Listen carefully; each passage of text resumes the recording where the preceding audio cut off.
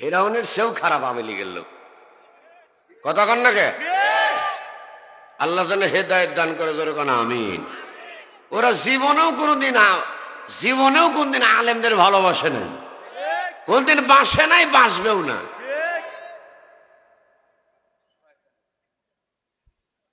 আপনাকে ওয়াজ শুনতে আসতে গেছে কেন? হ্যাঁ, আওয়ামী লীগের লোক ঘর থেকে ওয়াজ শুনুক। 16 বছর খুব জ্বালাইছেন আপনারা, আর আপনাদের জ্বালাইতে দেওয়া হবে না। যে বদমাইশ চোরে কত হবে, হাত কেটে দেওয়া হবে, 1 নাম্বার সাইজ করা হবে। কথা কোন ঠিক কিনা? শয়তানের একটা সীমা আছে। বহুত জ্বালাইছো তোমরা আমাদের ওলামায়ে কেরামদেরকে, মিথ্যা মামলা দিয়া দিনের পর দিন, রাতের পর রাত জেলখানার ভিতরে বন্দী করছো। কথা বলেন ঠিক কিনা? আলেমদের মিথ্যা মামলা দিয়ে ফাঁসি দিছো। তোমরা চোর। আওয়ামী লীগ যারা করে অধিকাংশ গুলাই চোর, আর অধিকাংশ গুলাই বেয়াদব। বেয়াদবের পেট থেকে বেয়াদবি হয়। সাব্বাস বলার জন্য। গত বছর দেখেন না এক জানোয়ার বলছিল, আমার দ্বিতীয় বক্তা কথা বলেছিলেন, ওই সময় প্রতিবাদ করেছিল, আমি সেই প্রতিবাদ করেছিলাম। আজকে সেই জানোয়ার গুলা কোথায়? এই হাত তুলে বলেন লেখা কোথায়?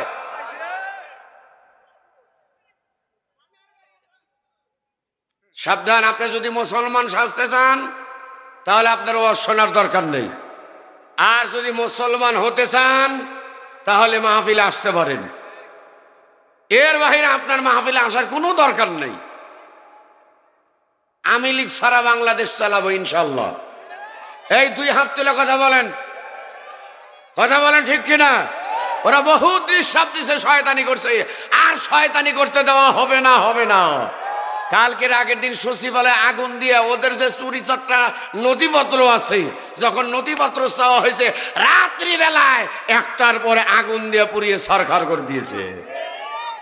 সারা পৃথিবীর মানুষ তোমাদের জন্য রেডি হয়ে আছে। সাবধান। হুজুরের হাত প্যারালাইজ হবে। কত মনে বেদব দেখছেন?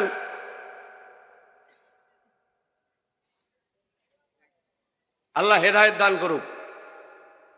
আমিনও বলবেন না? আচ্ছা, না বলাই ভালো। আপাতত ওরা হেদায়েত থেকে ফাঁকেই থাক।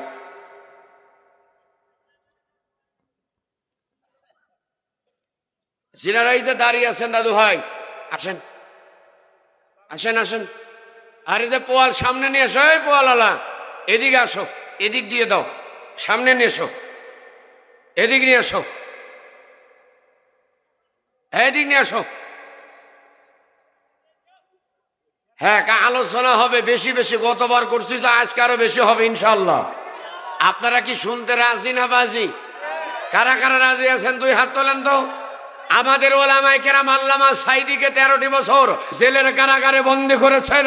তাকে ইঞ্জেকশনের ভিতরে বিষ দিয়ে হত্যা করা হয়েছে। যত আলেমদের ফাঁসি দিছে, যাকে হত্যা করা হয়েছে, আল্লামা সাঈদী সাহেবের খুনিদের আমরা বিচার চাই। শেখ হাসিনাকে ভারতের থেকে এনে বাংলাদেশে এনে একটা একটা করে শয়তানদের ফাঁসি দেওয়া হোক, বিচার করা হোক। কারা কারা চান 2 হাত টান টান করেন। তাকবীর, জোরে 2 হাত। নারায়ে তাকবীর, লিল্লাহে তাকবীর।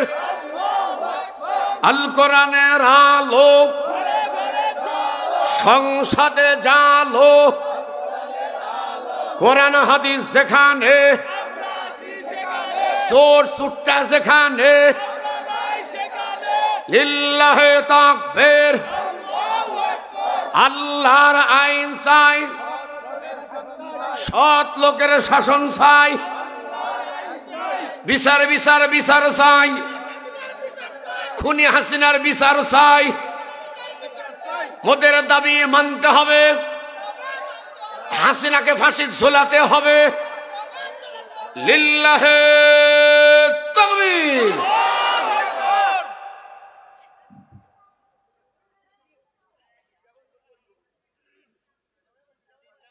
কোরআনের মাহফিলে যারা বসেছেন, আপনাদের দৃষ্টি আকর্ষণ করছি, সব বসে যান। এই যে সামনে দিয়ে ভাই 1 পালা পোয়াল নিয়েছেন রে, এইখানে দেন ছেলেবেলে সামনে আসুক, ওরে কাছে না নিলে বুকটা ভালো লাগতেছে না। দূরে থাকলে ভালোবাসা হবে না, কথা কোন ঠিক না? কাছে কাছে দেন। এই থাকতে হবে, রাজি আছো তোমরা? বাটাম ফাটানো হবে, এক শয়তানের বাচ্চাকে ছাড় দেওয়া হবে না। বলতেছে খপ করে ঢুকে, আরে ঢোকো, পক করে ঢুকবে, খপ করে ধরে তোমার আয়না ঘরে বন্দি করা হবে। জীবনে বহু চোর দেখেছি।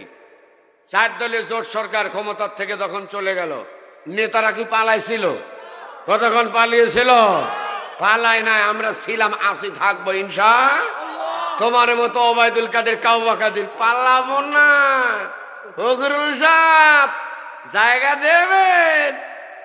ফখরুলের বাড়ি 2টা পড়ে আছে, তোরা কোথায় রে? কতক্ষণ না খা, বহুত মারছো তোমরা চাপা। এই শয়তানদের কথা শুনে আসল শয়তান হাসছে। আল্লাহ কয় কিরি, বঙ্গবন্ধুর পরিবার পলাবে না, আর ওরাই তো পালায় চলে গেছে মিয়া। আমরা পালাই নাই, আমরা মূলে আছি। আল্লাহর ওলি রে, শোনেন, আলেমদের সঙ্গে বেয়াদবি করবেন না, মাফ চেয়ে নিন। আলেমের সঙ্গে বেয়াদবি করেছে খুনি হাসিনা। আল্লামা সাইদিকে অনেক কষ্ট দিয়েছে। তিনি একদিন বলেছিলেন, আজ থেকে 20-25 বছর আগে, মনে আছে? মনে আছে কি বলছিলেন? তিনি বলেছিলেন, আমরা নাকি রাজাকার, আমরা আছি মূলে, তোমরা সাগা, আমরা আছি গোড়ায়। গোড়ায় আমরা যারা 12 কোটি ওই সময় ছিল, 12 কোটি 14 কোটি এমন ভাবে নাড়া দেব, ঝাঁকি দিব, মামু বাড়ি দিল্লি গিয়ে পড়বা। কথা কন না? আল্লাহর ওলির দোয়া দেখছেন কেমনে কবুল হয়েছিল বা, আশ্চর্য। ভারত ওই দিল্লি গিয়ে পড়লো, আসাম কুচবিহারে গেল না, হায় হায় কলকাতাও গেল না, যেখান দিয়ে বের করছে মুখ দিয়া আল্লাহ পাক সেখানেই কবুল করছে। তিনি বলেছিলেন, এমন এক সময় আসবে বাংলাদেশে ইঁদুরের গর্ত তোমরা খুঁজে পাবা না। কথা কর? হ্যাঁ। কোথায় আওয়ামী লীগ, কোথায় কাদের কাকা, কোথায় গেল ওই জালিমের গরম গরম কথা?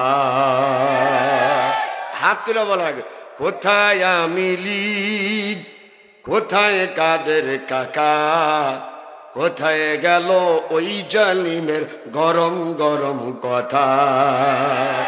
খেলা হবে, খেলা হবে, খেলা হবে, খেলা হবে বলে কাকা গেল পালাইয়া। আল্লাহ তোমার দরবারে হাজার শুকরিয়া, জোরে আল্লাহ তোমার দরবারে। যারা ওই শয়তানের দলে তারা বলবে না, আর যারা কোরআনের পক্ষের লোক তারা বলবে, আল্লাহ তোমার দরবারে, আল্লাহ তোমার দরবারে হাজার শুকরিয়া। শেখ হাসিনা পালাইছে দেশটা সারিয়া, খুনি হাসিনা পালাইছে বাংলা সারিয়া।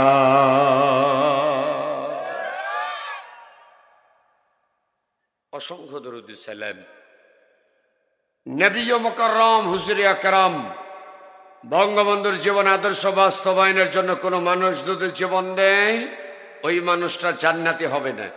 শহীদ রাষ্ট্রপতি জিয়াউর রহমানের জীবন আদর্শ বাস্তবায়নের জন্য কেউ যদি জীবন দেয়, ওই মানুষটাও জান্নাতি মানুষ হবে না। একজন মানুষ যার জন্য কোনো মানুষ যদি জীবন দেয়, লাকাদ কানা লাকুম ফি রাসূলিল্লাহি উসওয়াতুন হাসানাহ, বিশ্বনবীর জীবন আদর্শ বাস্তবায়নের জন্য কোন মানুষ যদি জীবন দেয়, ওই মানুষটা দুনিয়ার থাকতেই হযরত আমির হামজা, হযরত হানজালা রাদিয়াল্লাহু তাআলা আনহুর মতো জান্নাতি মানুষ হয়ে যায়। সেই নবীজির উপর হৃদয়ের সবটুকু ভালোবাসা আবেগ উজাড় করে দিয়ে বলছি সাল্লাল্লাহু আলাইহি ওয়াসাল্লাম। প্রিয় সিরাজগঞ্জবাসী, আপনারা কেমন আছেন? বাসার সবাই ভালো আছে? আলহামদুলিল্লাহ। আসেন, এই বক্সটা পিছনে দাও, আর একজন ধরো দরকার হয়, আমার কানে আওয়াজ দাও, কানে আওয়াজ নাই। এটার নাম কি? আমি একটা বিষয় নিয়ে কথা বলবো। গত বছর বলেছিলাম আল্লাহ যদি কবুল করে এবারও বলবো ইনশা। সবাই বলে এটার নাম কি? ওইদিকে কিচ্ছু নাই, বক্সারা এইদিকে সবাই একসঙ্গে বলবেন এটার নাম কি? নাজিল করছেন কে? ইন্নাহু লাকুরআনুন কারীমুন ফি কিতাবিম মাকনুন।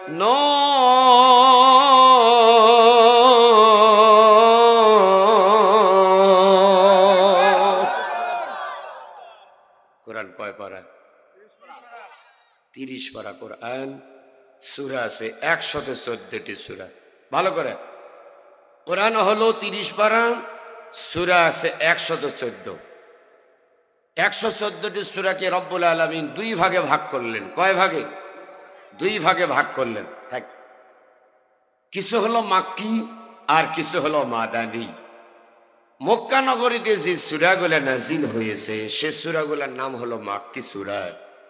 আর বিশ্বনবীর হিজরতের পরে যে সূরাগুলো নাজিল হয়েছে সে সূরাগুলোর নাম হলো মাদানী সূরা। সবাই বলেন কি সূরা? তাহলে আমরা জেনে নিলাম কোরআন কয় পারা। প্রতিটি মাহফিল থেকে যদি একটা করে শিক্ষা নেওয়া হয়, অন্তত একটা সিজনে 20, 25, 30টা মাহফিল শোনা হয়, কথা বলেন না কেন? তাহলে অন্তত 30টা মাহফিল শুনলে 30টা বিষয় আমাদের শেখা হবে ইনশাআল্লাহ। আমরা কেন শিখব? আল্লাহর নবী বললেন তালাবুল ইলমি ফরিদাতুন আলা কুল্লি মুসলিমিন ওয়াল মুসলিমাত। প্রত্যেকটা নর এবং নারীর জন্য ইসলামী শিক্ষা, কোরআন হাদিসের ইলম শিক্ষা করা ফরজ।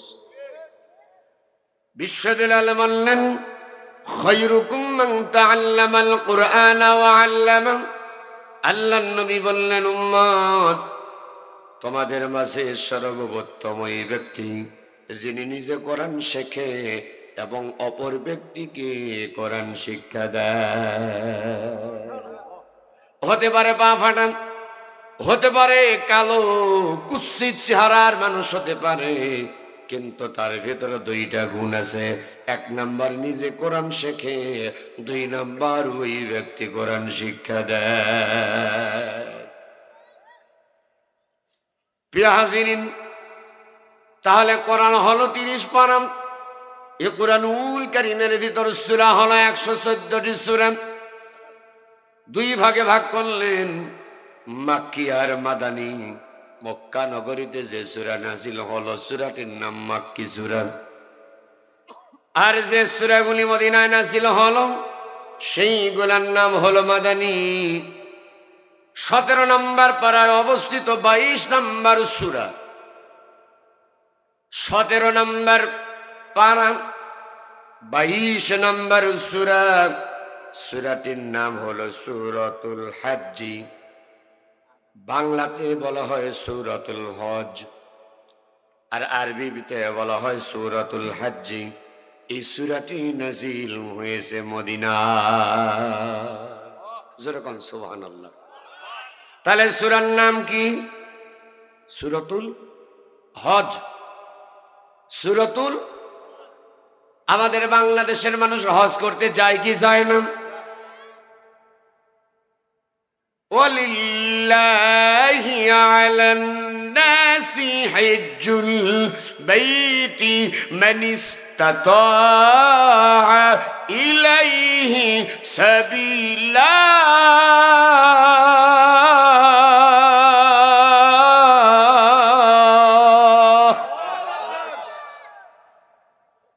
মানে 4-5 জন যারা হাত তুলে আল্লাহু আকবার বললেন, আপনাদের কাছে কোরআন ভালো লাগছে।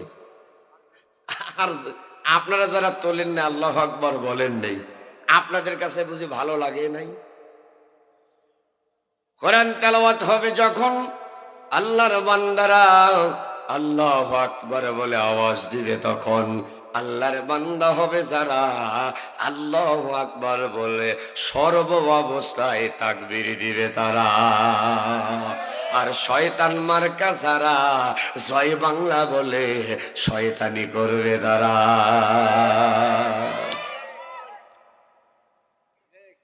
ওয়ালিল্লাহি আলান নাসি হিজ্জুল বাইতি মান ইসতাতা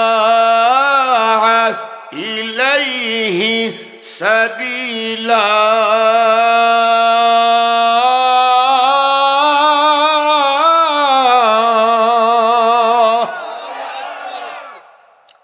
আল্লাহ রাব্বুল আলামিন সুন্দর করে বলে দিলেন, বান্দা বান্দিরা, যাদের উপরে আমি আল্লাহ রাব্বুল আলামিন অর্থ সম্পদ দিয়ে দিলাম, হজ যাদের জন্য ফরজ হলো, তাদের জন্য অবশ্যই কিন্তু হজ করতে হবে। আমাদের বাংলাদেশে বর্তমান কিছু ডিজিটাল মানুষ আছে, সেই ডিজিটাল মানুষ হলো, মনে করেন এই যে আমার আব্দুস সামাদ শেখ ভাই, মাওলানা আব্দুস সালাম, বাংলাদেশ জামাত ইসলাম অত্র ইউনিয়নের সুযোগ্য অভিজ্ঞ আপনাদের রোকনদের ভোটে নির্বাচিত সম্মানিত আমির মাওলানা আব্দুস সালাম সাহেব, জোরে বলুন মারহাবা। মনে করেন আমরা এইখানে আছি একজন অনেক টাকার মালিক, যার হজ ফরজ হয়েছে, কিন্তু হজ করা বাদ দিয়া, ফরজ হজ বাদ দিয়া, ফরজ হজ করার জন্য টাকা লাগবে 7 লক্ষ টাকা, টাকা ফুরাবে, এই কারণে ফরজ হজ বাদ দিয়া উমরা করবার জন্য পাড়ি দেয়। বলেন তো দাদু ভাই, হজ যদি আমার উপর ফরজ হয়, আমার এই যে আব্দুস সামাদ ভাইয়ের উপরে যদি হজ ফরজ হয়, আব্দুস সালাম সাহেবের প্রতি যদি হজ ফরজ হয়, হজ না করে উমরা হজ যদি করি, হজের কাম কি আদায় হবে? আর একটু জোরে বলেন। আল্লাহর হাবিব ডাক দেয়া বলেন, উম্মত শোনো, যার উপর হজ ফরজ হলো আগামীতে থাকেন, এখনো সময় আছে। যাদের টাকা পয়সা আছে এখনো নিয়ত করেন নাই, নিয়ত করে ফেলেন। টাকা পয়সা আপনার জমা জমি সব আছে, ছেলে মেয়েদের জন্য এত কিছু করলেন, সেই ছেলে মেয়ে মারা যাওয়ার পরে কিন্তু আপনার জন্য দোয়াও করবে না। অনেক ছেলে আছে, আপনি জানেন, আপনি হাজী সাহেব, আপনি অমুক গ্রামের প্রধান, কিন্তু আপনি বেঁচে থাকতেই দেখতেছেন আপনার ছেলে নামাজ কালাম পড়ে, একটু জোরে কোন পড়ে, তাহলে আপনি মারা যাওয়ার পরে যে পড়বেন, এটার কি কোনো গ্যারান্টি কেউ কি দিতে পারবেন? কেউ পারবেন না। আপনার নিজের দান আপনাকেই বেশি বেশি কিন্তু করতে হবে। আমার দাদু ভাই, আল্লাহ নবী আপনাদের ব্যাপারে আমাদের ব্যাপারে বললেন, উম্মত, যার উপর হজ ফরজ হলো, ওই ব্যক্তি ফরজ হজ আদায় যদি না করে, আর ওই ব্যক্তি ইয়াহুদি হয়া মরুক না নাসারা হয়া মরুক, আমি রাসূলুল্লাহ তার ব্যাপারে কোনো দায়িত্ব গ্রহণ করব না। আহারে, একটু কি চিন্তা করছেন? আমি আপনি যদি আমার আপনার উপর হজ ফরজ হওয়ার পর যদি হজ না করে মারা যাই, আল্লাহ রাসূল কত কঠিন কথা বললেন, আমি ইহুদিয়া হয়ে মরব না নাসারা হয়ে মরব, আল্লাহ রাসূল আমার ব্যাপারে কোনো দায়িত্ব নিবে না, আপনার ব্যাপারে কোনো দায়িত্ব নিবে। এই জন্য যাদের উপর হজ ফরজ হল, অবশ্যই তাড়াতাড়ি হজের জন্য প্রস্তুতি গ্রহণ করুন। এই সূরাটির নাম হলো সূরাতুল হজ, বাংলাতে বলা হয় সূরাতুল হজ। সূরাটি নাজিল হয়েছে মদিনায়। কত নাম্বার সূরা? কত নাম্বার? আরে, আপনি যেখানে, আপনার মনটাকেও রাখতে হবে সেখানে। যেখানে চুলকানি সেখানেই মাখতে হবে ঢোল কোম্পানি। ডান হাতে যদি চুলকানি হয় আর বাম হাতে যদি আপনি চুলকানির ঔষধ মাখেন, তাহলে চুলকানি বাড়বে না সারবে? বাড়বে। অতএব আপনি যেখানে, আপনার মনটাকেও রাখতে হবে সেখানে। আমি আবারও বলছি, রাস্তায় যিনারা কথা বলছেন,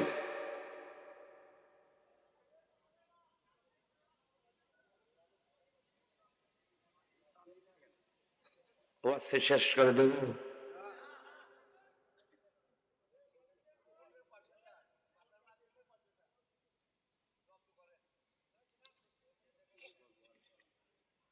আমার বন্ধুরা,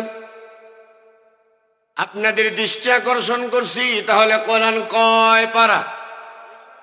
সকলকে বলতে হবে। আল্লাহ যদি জবান দেয়, তাহলে আল্লাহর দেওয়া জবান দিয়ে আল্লাহর কোরআনের পক্ষে কথা বলতে হবে। কোরআন কয় পারা? মোট সূরা সংখ্যা কতটি? 114টি। কয় ভাগে বিভক্ত? মাক্কি আর মাদানী। সূরাতুল হজ 22 নম্বর সূরা। কত নম্বর? সূরাটি নাজিল হয়েছে কোথায়? মদিনায়। তাহলে মাক্কি না মাদানী? মাদানী সূরা। আল্লাহ রাব্বুল আলামিন এই সূরাটার অবস্থান দেখান 17 নম্বর পারা, 22 নম্বর সূরা। সূরাটির নাম হলো সূরাতুল হজ। 41 নম্বর আয়াতে রব্বুল আলামিন 1 নম্বর ডাক দিয়া বললেন, আল্লাযীনা ইম্মাক্কান্নাহুম ফিল আরদি আকামুস সালাত।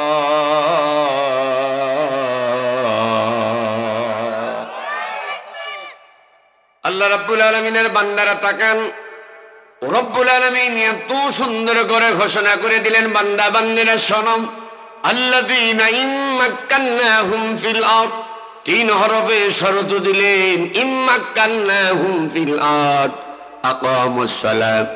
দুনিয়ায় তোমরা যদি মুসলমান হও, কি হও?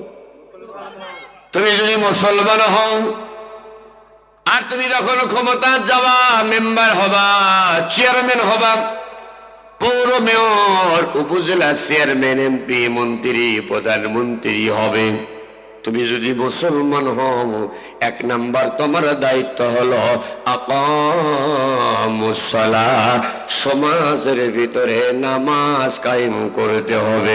ঘোষণা কার? তাহলে একজন মুসলমানের কর্মসূচি দেখেন। মা বোন, আপনারা খামোশ হয়ে যান। এই জন্য মহিলারা, এদের ধৈর্য কম, এদের প্যান্ডেল দেওয়া লাগে দূরে। এরা এমন লোক, কথা বলার লোকই থাকে না, একা একাই বক বক করতে থাকে, কতক্ষণ ঠিক ঠিক দেয়।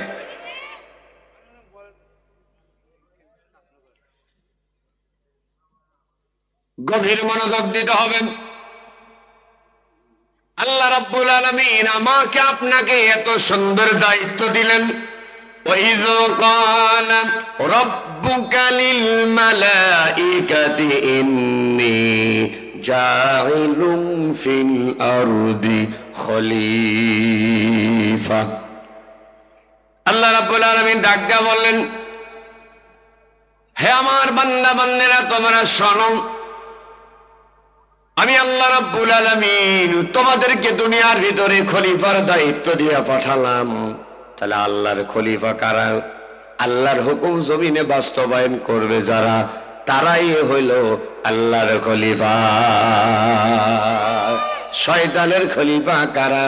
আল্লাহর কোরআনের বিরুদ্ধে আইন পাশ করবে যারা, আলেমদের বিরুদ্ধে আইন পাশ করবে যারা, তারাই হইতেছে শয়তানের খলিফা। আপনারা কি আল্লাহর না শয়তানের? এই কথা বলে রাখবি, আল্লাহর খলিফা না শয়তানের খলিফা? আল্লাহর খলিফা হবে যারা আল্লাহর আইন জমিনে বাস্তবায়ন করবে তারা। والسارق والسارقة فاقطعوا أيديهما جزاء بما كسبا نكالا من الله।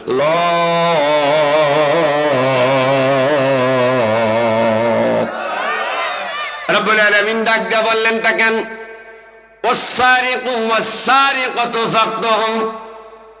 চোর হোক সুন্নি হোক, ছেলে যদি চুরি করে তাহলে হয় চোর, আর মেয়ে মানুষ যদি চুরি করে তারা কি? সুন্নি। ছেলে যদি চুরি করে তারা কি? আপনারা বলুন চোর, চোর 2 বার বলবেন। ছেলে মানুষ যদি চুরি করে তারা কি, আর মেয়ে মানুষ যদি চুরি করে তারা কি? কে বলছে? কথা বলে না, বলছে কেনা? আল্লাহ নিজে বলছে ওয়াসারিকু ওয়াসারিকাতু ফাকতাহু আইদিয়াহুমা জাযাম বিমা কাসাবা নাকালাম মিনাল্লাহ। চোর হোক সুন্নি হোক, বুঝেন নাই? আগে আল্লাহ ছেলের কথা, পুরুষদের কথা বলছে, চোর হোক সুন্নি হোক। ছোটবেলায় এই আয়াত যখন পড়তাম অত বুঝে আসা নাই, চোর তো বেটা চল, সুন্নি হবার কি? সুন্নি মহিলা মানুষ যে চুরি করে চোর হয়, জানেন তো? কথা হয় না বারে, জানেন তো? বাংলাদেশে এক সুন্নি ছিল ডাইনি, উহুদের জিহাদের ময়দানে বিশ্ব নবীজির আপন চাচা, থাকেন, যার নাম হলো শহীদদের সর্দার হযরতে আমির হামজা রাদিয়াল্লাহু তাআলা আনহু।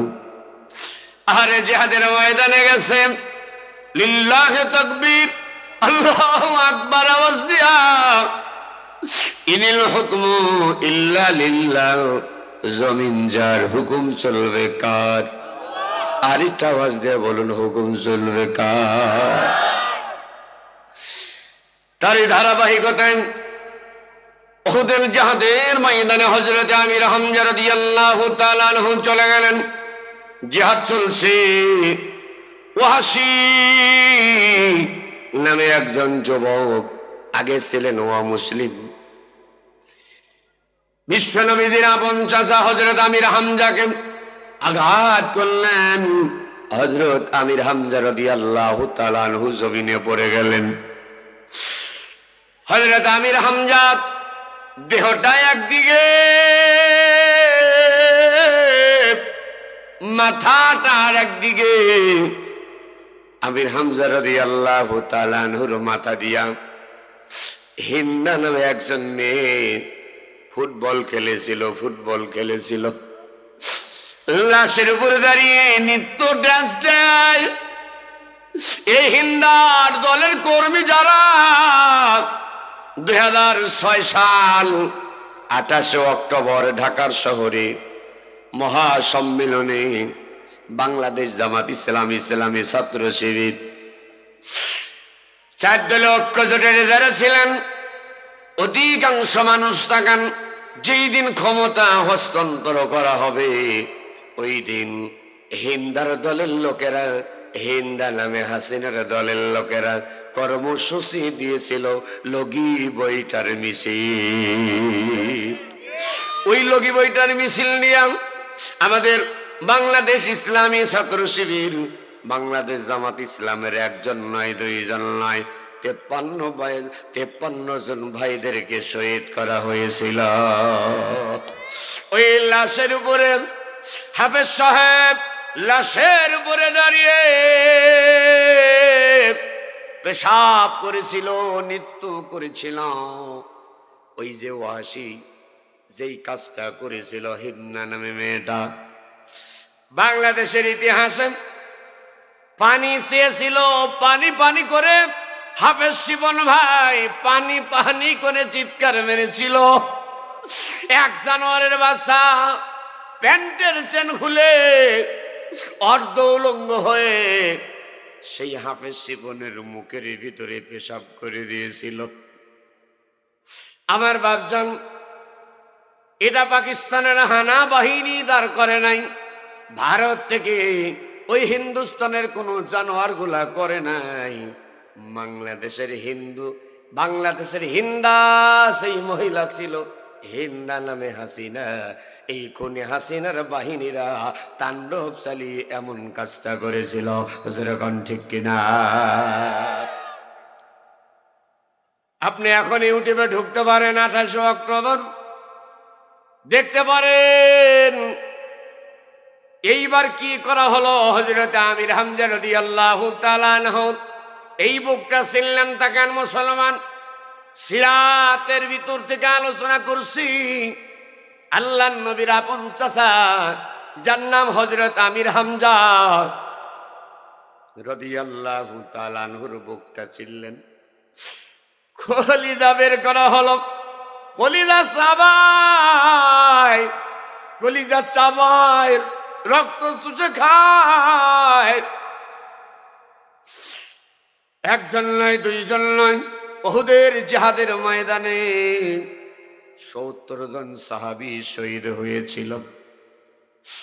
আল্লাহর নবী রাহমাতুল লিল আলামিন জিহাদ যখন শেষ হয়েছে, বিশ্বনবী ডাক দিলেন, ও আমার সাহাবীরা রে, কে কোথায় তোমরা? শো, এখানে একটা করুণ ঘটনা রহিত আছে। আপনারা অনেকেই জানেন, উহুদের জিহাদের ময়দানে বিশ্বনবীর 2টা ডান্নান মোবারক শহীদ হয়। আল্লাহর নবী দাঁড়িয়ে আছেন, আমার দিক তাকান না, তাকাইলে বুঝবেন না। কিতাবের ভিতরে এমন ভাবেই দেওয়া আছে, বিশ্ব নবী দাঁড়িয়ে আছে, ডান পাশে বাম পাশে কিছু সাহাবায়ে কেরাম দাঁড়িয়ে আছে। আল্লাহর নবীর চতুর্দিকে সাহাবায়ে কেরাম। একজন সাহাবী হযরত জাফর রাদিয়াল্লাহু তাআলা আনহু দেখতে পায় একটা তীর আসে, সঙ্গে সঙ্গে তীরটা হাতের ভিতরে গ্রহণ করে নিলেন। আল্লাহর নবীর সরাসরি কবলে ঢুকবে, রাসূলুল্লাহকে সাইড করে দিলেন।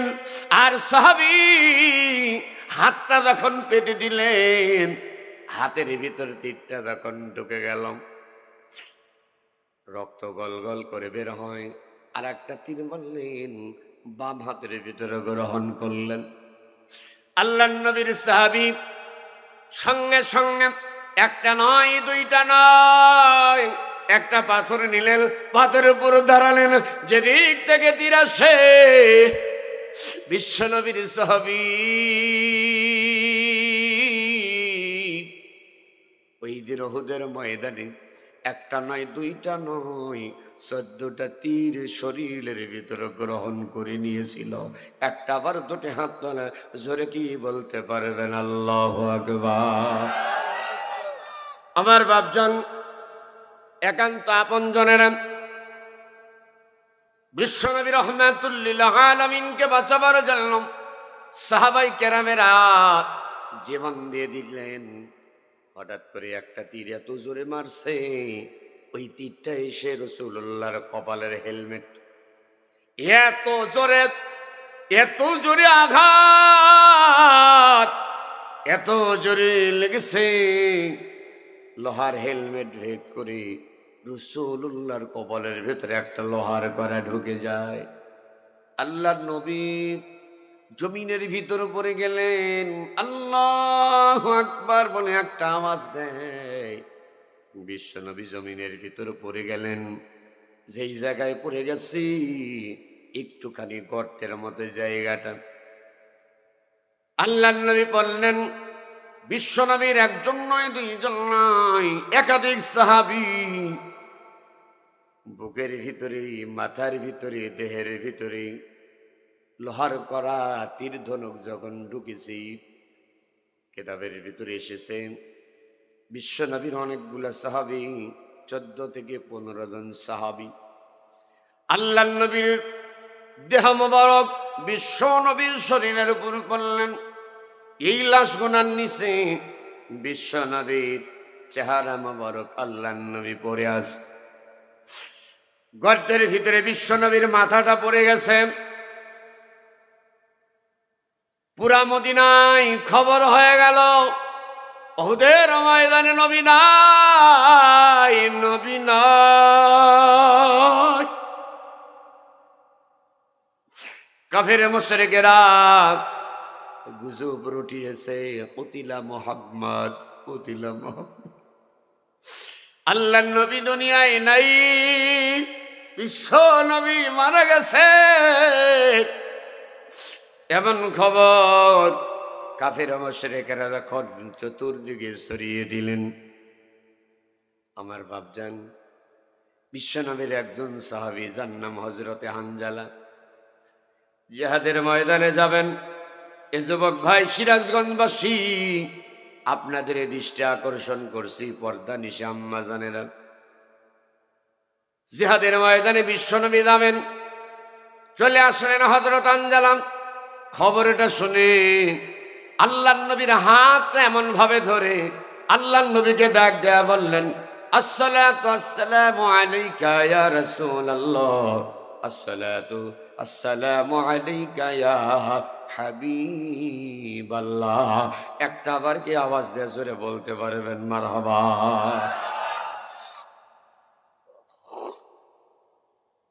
ইয়া রাসূলুল্লাহ, ইয়া হাবিবাল্লাহ, শুনলাম নবী গো, উহুদের ময়দানে জিহাদ করবার জন্য আপনি যাবেন। জিহাদের যেই তালিকা হয়েছে নবী গো, ওই তালিকার ভিতরে কি আমি হানজালার নামটা আছে? আল্লাহ রাসূল বললেন, হানজালা, শুনেছি তুমি নাকি বিবাহ করেছো। ও হানজালা, আমি রাসূলুল্লাহ তোমারে ছুটি দিলাম, তোমার বিবির সঙ্গে একটুখানি সময় দাও, পরিচিত হও। যখন দরকার হবে হানজালা, আমি রাসূলুল্লাহ তোমারে ডাক দিয়ে দিব।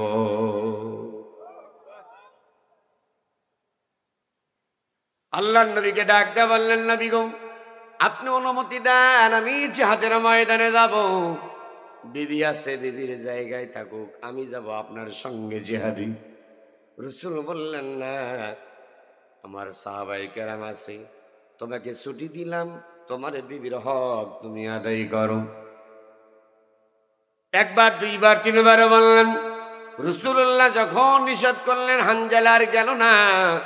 এই দিক রাত্রিবেলায় তাকান মুসলমান, স্বামী স্ত্রী দৈহিক মিলন যখন করেছে, গোসল ফরজ হয়ে গেছে, গোসল করবার জন্য পানির ধারে গেছে।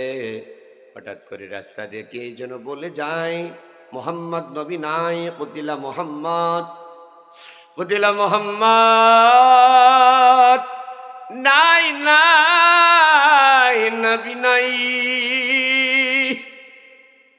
হযরত হানজালা রাদিয়াল্লাহু তাআলা আনহু আর পানির ভিতর নামলেন না, গোসল করলেন না, একটা দৌড় মারছে। বিবিরে ডাক দেয়া বললেন, বিবিরি, তাড়াতাড়ি অস্ত্র দিয়ে যাব, আমি জিহাদের ময়দানে। বিবি স্বামীর দুটো হাত ধরে ডাক দিলেন, স্বামী গো, আপনার শরীর নাপাক, আপনার উপর গোসল ফরজ হয়েছে, আপনি গোসল করেন, তারপরে আপনি জিহাদের ময়দানে যান। হযরত হানজালা রাদিয়াল্লাহু তাআলা আনহু গোসলের সময়টাকে এত লম্বা সময় মনে করলেন। বিবির ডাক দিয়ে বললেন, বিবিরে, কার জন্য আমি গোসল করব, কার জন্য বেঁচে থাকবো? যে রাসূলের হাতে হাতে রেখে কালেমা পরে মুসলমান হলাম, ওই রাসূলুল্লাহ দুনিয়ায় যদি না থাকে, আমি হানজালার বেঁচে থাকার দরকার না। জোরে বলেন আল্লাহু আকবার। মুসলমানেরা, নামে বান্দা ভেরি গুড, বৎকারেরা হাসরের দিন গেট আউট, গেট আউট। নবীদা কদর জানে সাহাবী, নবীদা কদর জানে সাহাবী, মসলিদা কদর জানে বাঙালি। নবীর কদর সাহাবায়ে কেরামেরা বুঝেছিল, নিজেদের জীবনের চাইতে রাসূলুল্লাহকে ভালোবেসেছিল। হযরত হানজালা, দেখেন মুসলমান, হানজালা রাদিয়াল্লাহু তাআলা আনহু বিবির কাছে দৌড় দিছে। বিবিরে ডাক দেয়া বলে, বিবিরে, তরবারি দাও, হেলমেট দাও, যাব আমি জিহাদের ময়দানে।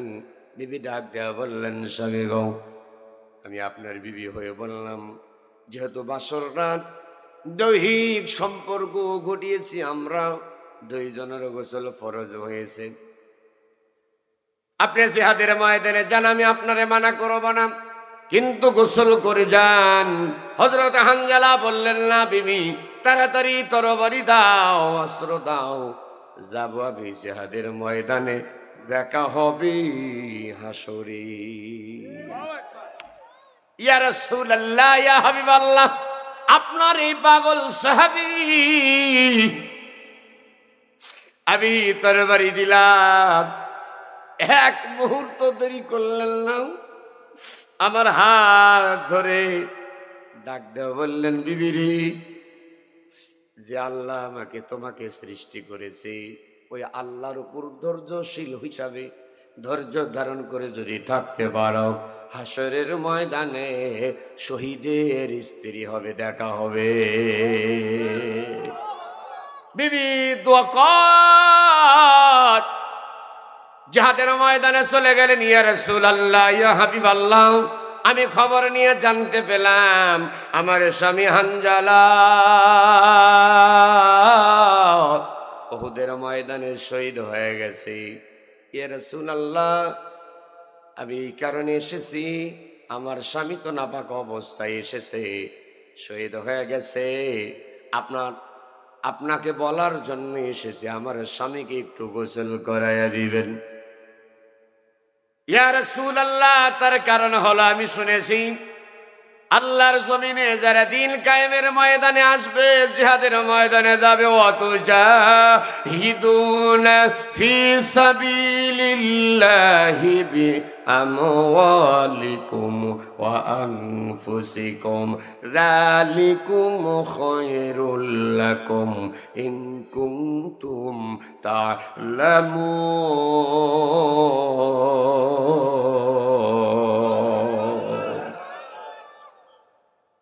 ইয়া রাসূলুল্লাহ, নবী গো,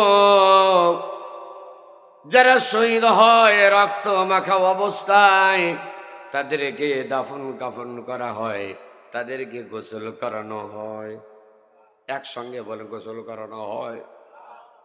কিন্তু নবী গো, আমার স্বামী তো শরীর নাপাক, নাপাক অবস্থায় কাউকে কবরস্থ করা যাবে, একসাথে যাবে? হুজুর, এই কারণে আপনাকে বলবার জন্য এসেছি। আল্লাহর নবী আশ্চর্য হয়ে গেল, ও হানজালা, এতবার মানা করলাম, তারপরে আমার কথা যখন শুনেছ, কারণ হানজালা রাদিয়াল্লাহু তাআলা আনহু বিশ্ব নবীর জবানে শুনেছিলেন, লা ইউমিনু আহাদুকুম হাত্তা কুনা হাব্বা ইলাইহি মিন ওয়ালিদিহি ওয়া ওয়ালাদিহি ওয়ান নাসি আজমাইন।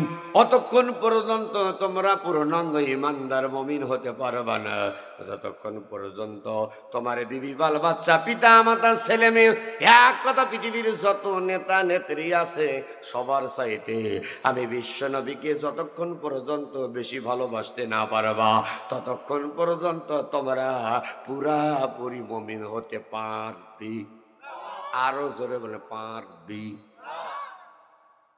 এই জন্য হানজালার নিজের জীবনের চাইতে, ও সিরাজগঞ্জবাসী, কয়েলগাতি এলাকার যুবকেরা, হযরত হানজালা রাদিয়াল্লাহু তাআলা আনহু নিজের জীবনের চাইতে, বিবির জীবনের চাইতে, এক কথা সবার জীবনের চাইতে বিশ্ব নবীকে বেশি ভালোবেসেছেন।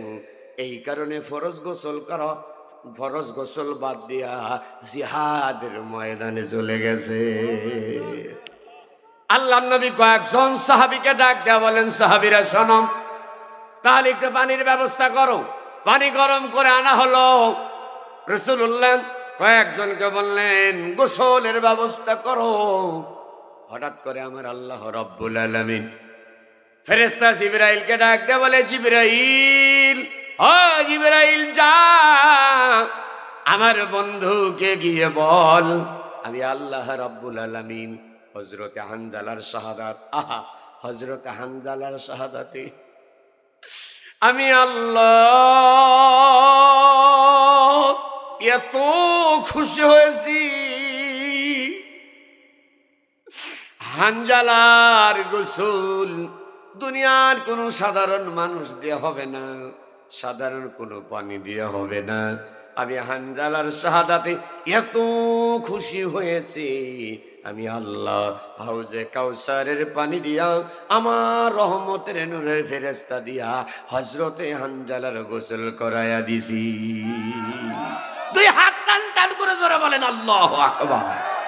ও সিরাজগঞ্জের যুবকেরা, আমার যুবক বন্ধুরা, আমার ভাইয়েরা, আমার আব্বা জানেরা, আপনাদের দৃষ্টি আকর্ষণ করছি, একজন সাহাবী নববধূ স্ত্রীকে রেখে ফরজ গোসল বাদ দিয়া আল্লাহর নবীর জন্য যদি জীবন দিতে পারে, আর আল্লাহ তার উপর খুশি হয়া হাউজে কাউসারের পানি দিয়া রহমতের ফেরেশতা দিয়া যদি গোসল করাইতে পারে, নবীর প্রেমে আমি আপনি যদি আল্লাহর জমিনে ইনিল হুকমু ইল্লা লিল্লাহ, জমিন যার হুকুম চলবে তার, আল্লাহর জমিনে দিন কায়েমের আন্দোলনের কর্মী হয়ে জিহাদের ময়দানে যদি যেতে পারি, আর আমি আপনি যদি শহীদ হয়ে যাই, আমার আল্লাহ হানজালার মতো আমাকে আপনাকে সম্মানিত করে দিবে। হযরত হানজালা যদি জীবন দিতে পারে, তাহলে আমার বাংলার জমিনেও নাস্তিক মুরতাদের বিরুদ্ধে আল্লাহর জমিনে আল্লাহর দিন কায়েমের জন্য আপনাদের যদি ডাক দেওয়া হয়, আর এই জন্য যদি হানজালার মতো জীবন দিতে হয়, জীবন দিতে রাজি আছেন কারা কারা? দুটি হাত আমি দেখতে চাই।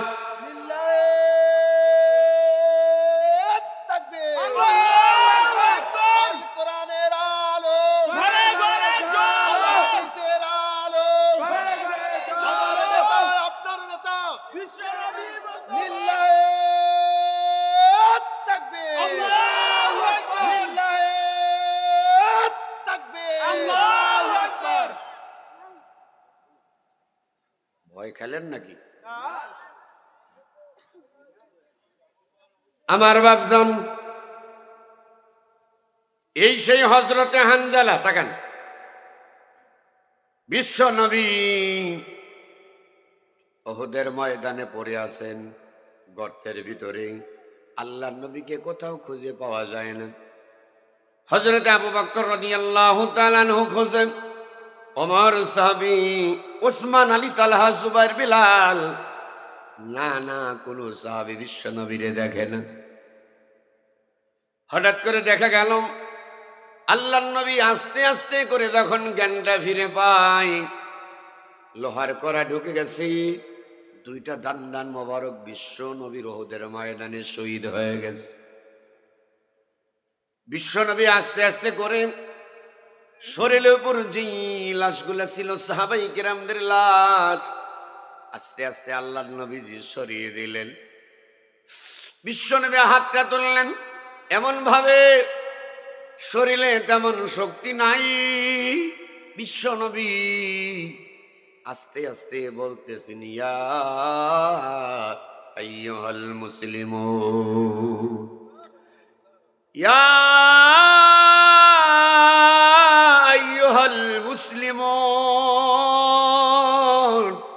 ও মুসলমানেরা, কে কোথায়? এদিকে এসো। হাদা মুহাম্মাদুর রাসূলুল্লাহ, হাদা মুহাম্মাদুর রাসূলুল্লাহ, হাদা মুহাম্মাদুর রাসূলুল্লাহ সাল্লাল্লাহু আলাইহি ওয়াসাল্লাম। তোমাদের নবী এখনো মরে নাই, তোমাদের নবী এখনো জীবিত আছে। একজন সাহাবী দূর থেকে আওয়াজ যখন পেয়ে গেছে, হযরত আবু বকর সিদ্দিক রাদিয়াল্লাহু তাআলা আনহুরে ডাক দিছে, আবু বকর, ও ভাই আবু বকর। আল্লাহর নবীর কণ্ঠের মতো আওয়াজ পাওয়া যায়। আবু বকর পাগলের মতো দৌড় দিয়েছে, এসে দেখে হ্যাঁ ওমরের একদম পাগলামি করো না, এই যে বিশ্ব নবী কি পাওয়া গেছে, তার কারণ ওমর একটু পাগলামি বেশি হওয়ার কথা, যে ওমর রাসূলুল্লাহকে হত্যা করবার জন্য গিয়েছিল। এই প্রচন্ড শীতকে উপেক্ষা করেন, লেপ খেতা কম্বলের মহব্বত ত্যাগ করে আল্লাহ নবীর মহব্বতে কোরআনের মাহফিলে তারা বসে গেছেন, ডাইনে ভাবে কোনো নজর নাই, সকলে স্তব্ধ হয়ে বসে আছেন। বিশ্ব নবীর কথা বলে আমি এই দিকে যাব। আল্লাহ নবীকে দেখার সঙ্গে সঙ্গে হযরত আবু বকর রাদিয়াল্লাহু সাহাবায়ে কেরামের আসলেন, আল্লাহ নবীকে ধরে ধরে তুললেন। না না, রাসূলুল্লাহ পড়ে যায়, একটা হাত ধরে উঠতে পারে না, বিশ্ব নবী বসতে পারে না। দুইজন সাহাবী দুইটা হাতের ভিতরে দিয়া হাত লাগায় আল্লাহ নবীরে দাঁড় করালেন। রাসূলুল্লাহ হাঁটতে পারে না, বসায় দেয়, পড়ে যায়। হযরত আবু বকর ডাক দিয়ে বলে, ইয়া রাসূলুল্লাহ, আপনার শরীর খুব খারাপ, অনেক রক্ত বের হয়েছে। রাসূলুল্লাহ বললেন, আবু বকর, আমার কতগুলা সাহাবী শহীদ হয়েছে, আমি তাদেরকে দেখতে চাই। নেতা কারে কয় দাদু? নেতা কারে কয়? কোন নেতার আদর্শ মানবেন?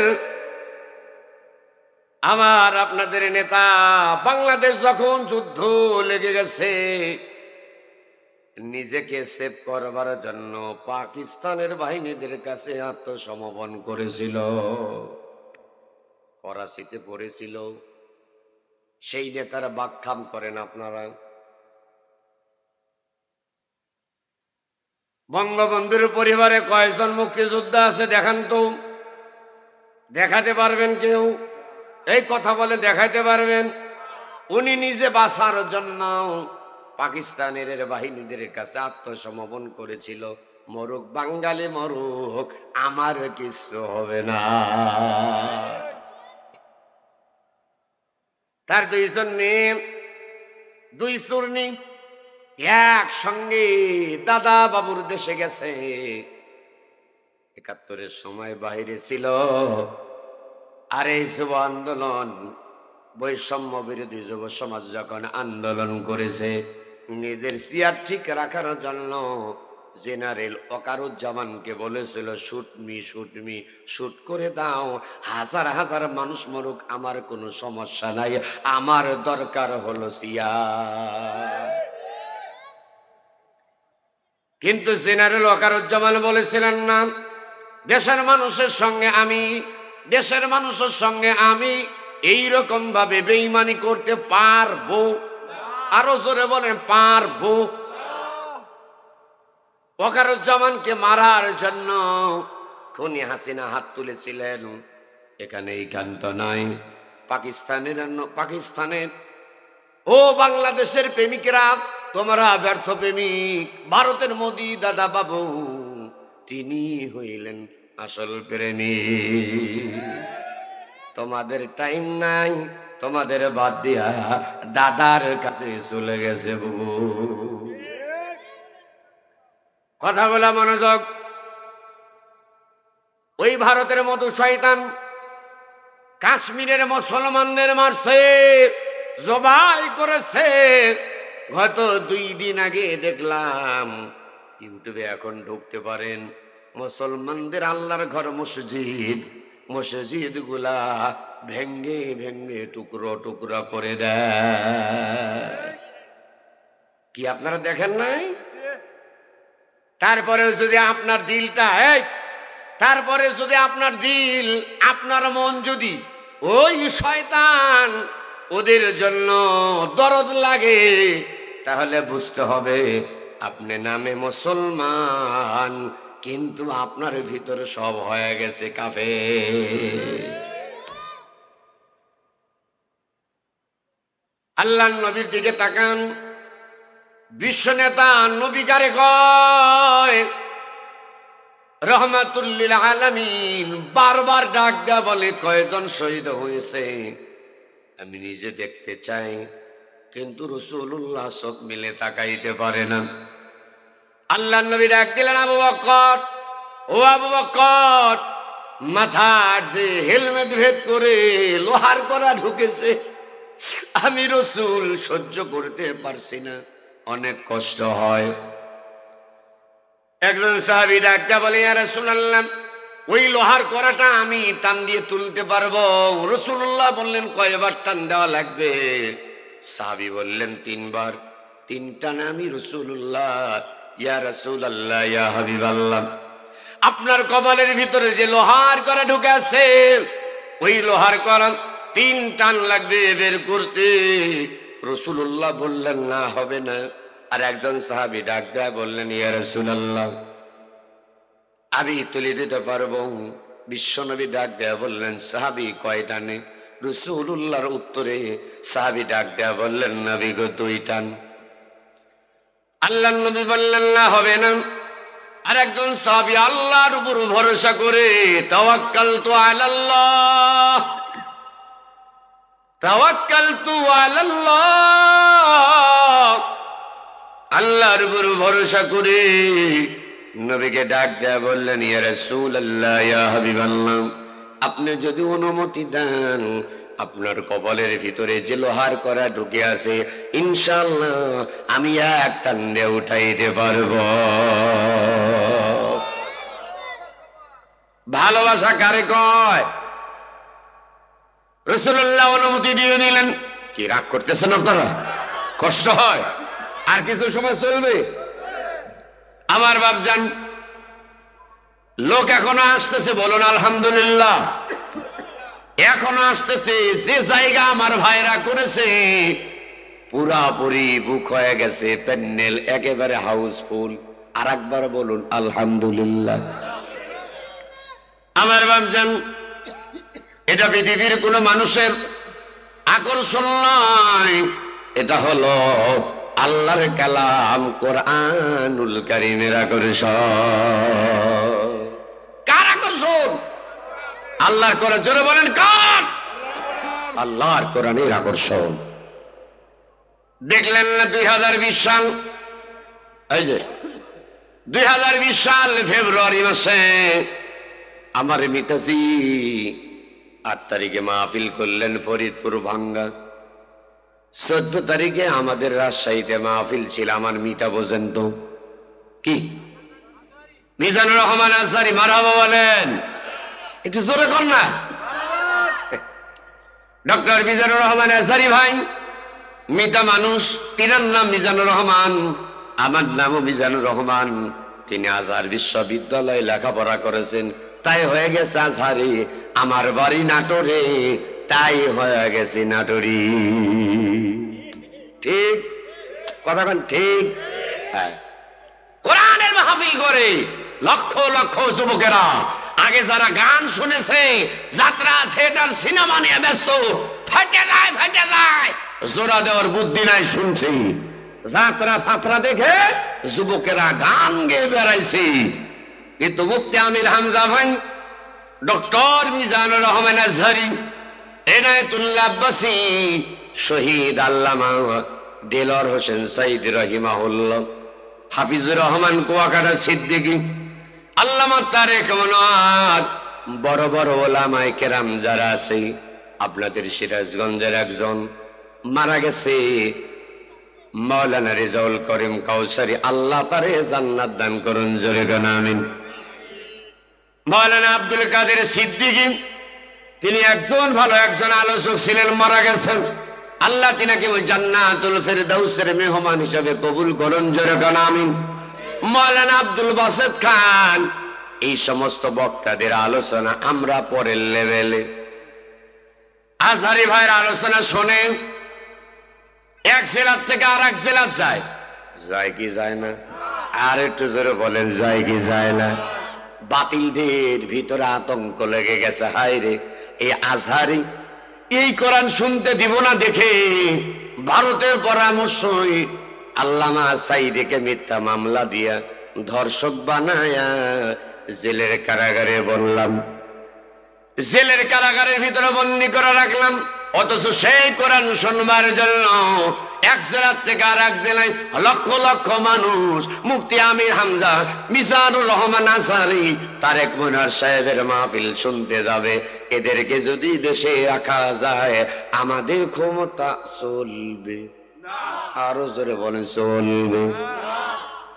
ও অতএব কি করা হোক, কিছু কাঠ মোল্লা আছে, এই কাঠ মোল্লাদের লাগায়া আজারি সাহেবকে বাংলাদেশ থেকে তাড়াতে বাধ্য হয়েছিল। সেই আজহারি সাহেব এবং কাজী মুফতি ইব্রাহিম সাহেবকে তাড়িয়েছিলেন। আল্লাহর রহমত, দেখেন যারা তাড়িয়েছিলেন তারা বাংলাদেশে, আর একটু জোরে, বাংলাদেশে কাজী ইব্রাহিম সাহেব তিনি এসেছেন। আল্লামা ডাক্তার মিজানুর রহমান আজহারী ভাই এসেছেন। দুই হাত তুলে জোরে বলেন আল্লাহু আকবার। রাখে আল্লাহ, আরো জোরে, রাখে আল্লাহ, মারে আল্লাহ, ধর ধর ধরে না, পারবেন না বলতে? এটা কি কোরআনে আছে? নাই। আল্লাহ রাব্বুল আলামিন বললেন ইন্না বাতশা রাব্বিকা লাশাদীদ।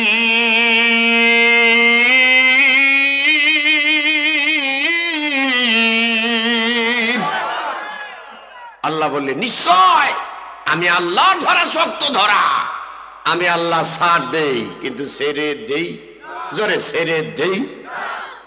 আইজন্য আমি বলবো ধর ধর ধরে না, আপনারা বলবেন ধরলে পারে, ধর ধর ধরে না।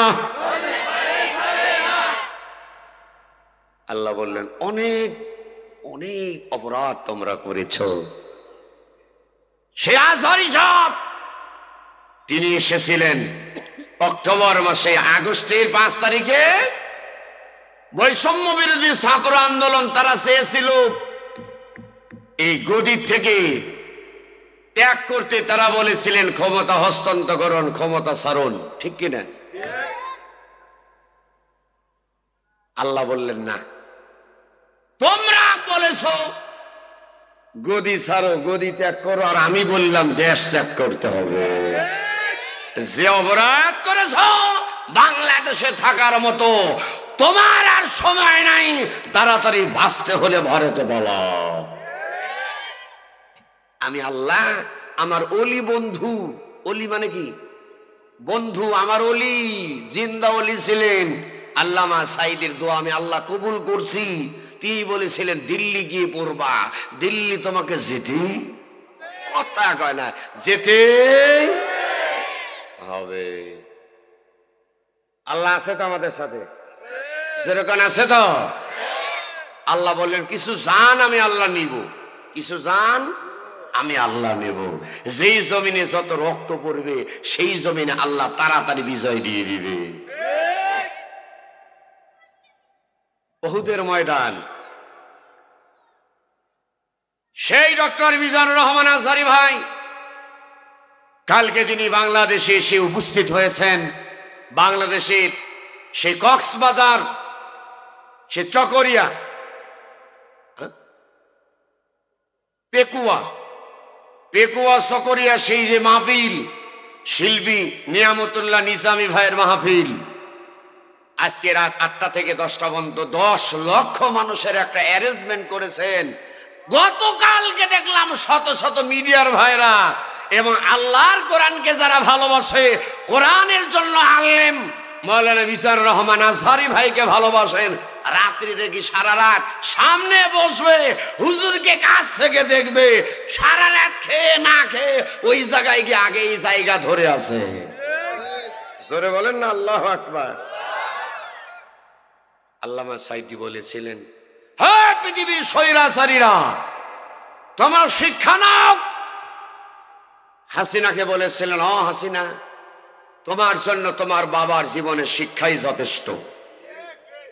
আপনি ঠিক বললেও ঠিক, না বললেও ঠিক, তোমার জীবনের বড় শিক্ষা তোমার বাবা।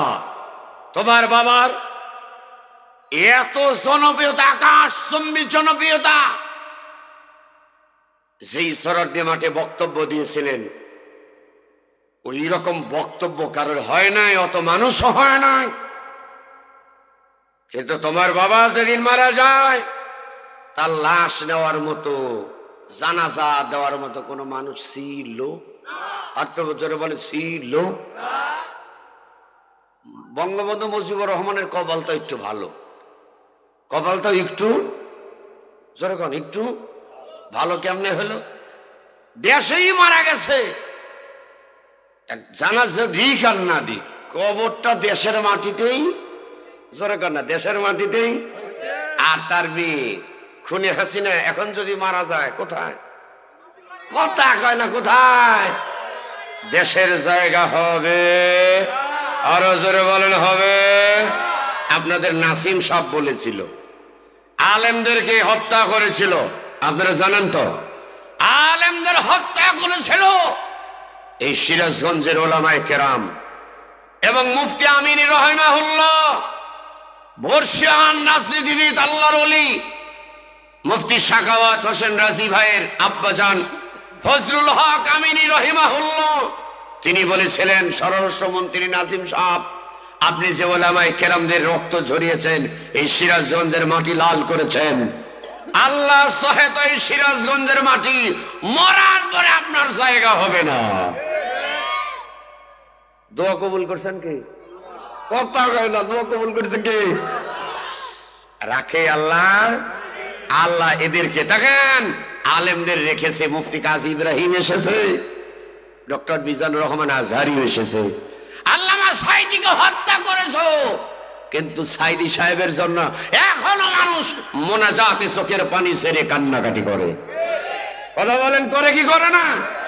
অনেক মা বোন তার জন্য জেলখানার থাকাকালীন তাহাজ্জুদের নামাজ পড়ে দোয়া করেছে, নফল রোজা করেছে। তোমার জন্য, তোমার বাবার জন্য কয়জন নফল নামাজ পড়ে, কয়জন দোয়া করে? কথা কন না।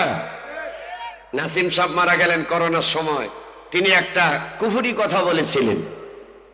কুফরি কথা হলো, করোনা আমাদের কিচ্ছু করতে পারবে না, যতক্ষণ পর্যন্ত আমাদের নেত্রী শেখ হাসিনা আছে ততক্ষণ পর্যন্ত করোনা আমারে কিছু করতে পারবে। সবার আগে ওই শয়তানের ধরছে। কথা কন না। ওই শয়তানের ধরে শয়তানকে বিদায় করছে। শেষ পর্যন্ত এমন হলো, ঢাকাতেই তার লাশ দাফন করা হয়েছে। সিরাজগঞ্জের মাটি কবুল হয়, আরো জোর কবুল হয়। আলেমের সঙ্গে কি আছে? আল্লাহ। আলেমের দোয়া, মুফতি ফজলুল হক আমিনী রাহিমাহুল্লাহর দোয়া আল্লাহ কবুল করেছেন। জোরে কোন আল্লাহু আকবার। সাবধান ভাইরা, এখনো যারা ওই চোরদের ভালোবাসেন, এখনো যারা চোরদের মনে প্রাণে ভালোবাসেন, তাদের বলছে ভালো হয়ে যান, ভালো হয়ে যান, তওবা করে আল্লাহর পথের প্রেমিক হন, আল্লাহর পথের প্রতীক হন, তাহলে দুনিয়াতেও শান্তি, আখিরাতেও মুক্তি।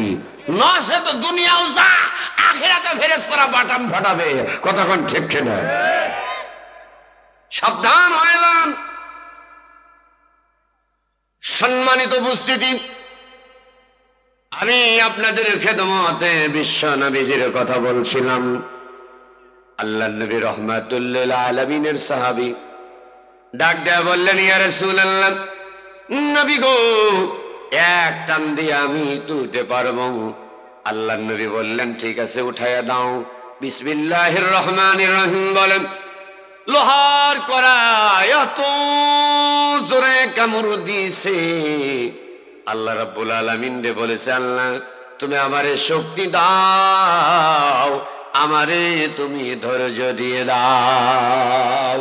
ওয়াস্তাঈনু বিসসাবরি ওয়াস-সালাহ, ইন্নাল্লাহা মা'আস সাবিরিন।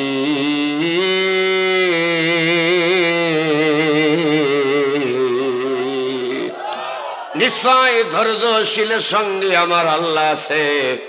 দীর্ঘ 15 বছর 7 মাস 5 দিন ওলামায়ে কেরাম, ইসলামী আন্দোলন, বাংলাদেশ জামাত ইসলাম যারা আমরা করেছি, এখনো করি, ইসলামী ছাত্র শিবির, এমন কোন মানুষ নাই যার নামে মামলা হয় নাই, হামলা হয় নাই। মসজিদে নামাজে গেছে, নামাজ পড়ে বের হয়েছে, দেখে পুলিশ দাঁড়িয়ে আছে, হাতের ভিতরে হ্যান্ড কাপ লাগায়া জেলখানাত নিয়ে গেছে। বলছে, কেন ধরলেন, অপরাধ কি? বলে জামাত ইসলাম করে। কি করে? আর একটু জোরে বলেন, কি করে? শিবির করে, জামাত করে, কি করে? বিএনপি করে। অর্থাৎ বিরোধী দল যারা ছিল তাদেরকে একেবারে বিদায় করবার জন্য, নির্মূল করবার জন্য যা যা করার দরকার সব হিন্দা নামে হাসিনা মার্কা করে গেছে। কথা বল ঠিক কিনা? কিন্তু আল্লাহ রাব্বুল আলামিন তার উপর আমাদের বিশ্বাস, আস্থা ও অবিচল ছিল বিধায় আমাদের মারুক, আমাদের হত্যা করুক, জেলে দিক, মামলা হামলা, ঘর বাড়ি যা কিছু আছে সব কিছু ভেঙে দিক না কেন, আমার আল্লাহ রাব্বুল আলামিন আমাদেরকে ধৈর্য দিয়েছিলেন। আমরা ছিলাম, আছি, আগামীতেও থাকবো ইনশাআল্লাহ। হাতটা তুলে কথা বলেন ঠিক কিনা? আর যারা জুলুম করছে, তাকান, যারা জুলুম করছে, আমরা তো 16 বছর 17 বছর ছিলাম, তোমরা 16টা ঘন্টা 16টা মিনিট কিন্তু টিকতে পারো না। রাসূলুল্লাহর সাহাবী এমন ভাবে কামড় ধরলেন, আল্লাহু আকবার বলে একটা আওয়াজ দেয়। দাঁতটা তাকান, বিশ্বনবীর দাঁতের সঙ্গে, বিশ্বনবীর সাহাবীর দাঁতের সামনে আল্লাহর নবীর কপালের লোহার কড়া যখন উঠে এসেছে, রাসূলুল্লাহর সাহাবী আল্লাহর নবীর সামনে থেকে তাকান, দুটি হাত এমন ভাবে ধরে বিশ্বনবীর সাহাবী যখন চলে গেলেন, রাসূলুল্লাহ বললেন, সাহাবী কেন তুমি চলে যাও? আল্লাহ রাসূলের সাহাবী ডাক দিয়ে বলে, ইয়া রাসূলুল্লাহ একটু পরে আসে। কোনো কথা বললেন না, তার কারণ কথা যদি বলে নবীজি কপাল থেকে লোহার কড়া তোলার সময় এই সাহাবীর সামনের কয়েকটি দাঁত পড়ে গেছে, ভেঙে গেছে। রাসূল মনে কষ্ট পাবে, আল্লাহ নবীর কোন মনে কষ্ট দিবেন না, বিদায়ের সঙ্গে সঙ্গে চলে গেলেন। একজন সাহাবী দৌড় মারছে, ধরে মারার সঙ্গে সঙ্গে আল্লাহর নবীর দাঁত যেই পড়ে গেছে, এই কপালে যে লোহার মেট ভেদ করে লোহার করে ঢুকে গেছে, রক্ত বের হয়েছে, জমিনে পড়ে গেছে। সাহাবী দৌড় মেরে এসে আল্লাহর নবীর রক্তগুলা খেয়ে নিলেন। আল্লাহু আকবার। এইবার বলুন, রক্ত খাওয়া হালাল না হারাম? কথা বল, রক্ত খাওয়া হালাল না হারাম? হালাল জানেন, রক্ত খাওয়া হলো হারাম। কিন্তু তাকান, বিশ্বনবীর সমস্ত শরীরের সবকিছু জান্নাতি। জোরে কি বলতে পারবেন সুবহানাল্লাহ? আর একটু জোরে বলেন সুবহানাল্লাহ। আল্লাহর নবীর সমস্ত দেহ হলো পাক। আল্লাহর নবীর দেহ মোবারক জাহান্নামের আগুন বিশ্ব নবীর জন্য হারাম হারাম। সাহাবী, সাহাবী, রক্ত খাইলি না জাহান্নামের আগুন হারাম করলি? সাহাবী ডাকতে বলে, ইয়া রাসূলুল্লাহ আপনার রক্ত চুমুক দিলাম। রাসূলুল্লাহর রক্ত যেই দেহের ভিতরে গেছে, ওই শরীরে কোনোদিন জাহান্নামের আগুন ধরবে না, ধরবে না। আল্লাহর নবী ডাকতে বললেন, আবু বকর, সকল শহীদদের আমি মুখটা দেখতে চাই, দেহটা দেখতে চাই। হযরত হানজালাটা রাসূলুল্লাহ বললেন, গোসল করাও। জিবরাইলকে পাঠিয়ে দিলেন, নবী গো, আল্লাহর রহমতের নূরের ফেরেশতা হাউজে কাউসারের পানি দিয়া আমার আল্লাহ গোসল করাইয়া দিছে। ওই দিক তাকায় আল্লাহর নবী জিবরাইল আমিনের কথা পরীক্ষা করবার জন্য হযরতে হানজালার মুখের দিকে তাকালেন। এবার তাকিয়ে দেখে আমার দিক তাকান, এই যে কানটা, কানের নতি দিয়া টপ টপ করে পানি পড়তেছে। ও সিরাজগঞ্জের বাপজান, এইবার রাসূলুল্লাহর চাচা সামনে আনা হলো। আবু বকর সাহাবী ডাক দিয়ে বললেন, ইয়া রাসূলুল্লাহ আপনার চাচা আমির আবজাকে বহুদিন আপনি দেখেছেন, আর দেখার দরকার? আর জোরে বলেন দরকার। রাসূলুল্লাহ বললেন, না আমি দেখবো। আবু বকর দেখাতে চাই না, কোনোভাবেই ছাড়ে না। আল্লাহ রাসূল বললেন, কি হয়েছে আমার চাচার? আমার চাচাকে কে হত্যা করেছে? এবার রাসূলুল্লাহ দেখলেন এত কষ্ট পাইলে বুকটা ছিঁড়েছে, কলিজা নাই। কি হয়েছে আমার চাচার কলিজা? আল্লাহ রাসূলকে বলা হলো, ইয়া রাসূলুল্লাহ, আপনার চাচাকে শহীদ করেছে ওয়াহাশী। আর কলিজা বের করে হিন্না নামে মেয়েটা কলিজা সিবায়া সিবায়া রক্ত খেয়েছে। রাসূলুল্লাহ এত কষ্ট পাইলেন যে চাচা একদিন আমারে বাবার দরদ নিয়ে আমারে ডেকেছিল। বাবার দরদ হযরতে আমির হামজার চেহারা বিশ্বনবীর আব্বা আব্দুল্লাহর মতো অনেকটা কিন্তু মিল ছিল। জোরে কান আল্লাহু আকবার। আল্লাহ রাসূল জিহাদের ময়দানে গেছেন, ওয়াহাশীকে মারবে, তখন ওয়াহাশীকে মারবে। ওয়াহাশী বাঁচার জন্য কালেমা পড়ে মুসলমান হলো, লা ইলাহা ইল্লাল্লাহু মুহাম্মাদুর রাসূলুল্লাহ সাল্লাল্লাহু আলাইহি ওয়াসাল্লাম। আল্লাহর নবী ডাক দেয়া বললেন, ও ওয়াহাশী, আমি বুঝতে পারলাম তুমি আমার হাত থেকে বাঁচবার জন্য কালেমা পড়েছো। আসলেই তুমি মন থেকে কালেমা পড়ো নাই, কালেমা পড়ো নাই। যেহেতু তুমি পড়েছো কালেমা, মুসলমান হয়েছ, এই কারণে তোমাকে আমি রাসূলুল্লাহ মারতে পারবো না।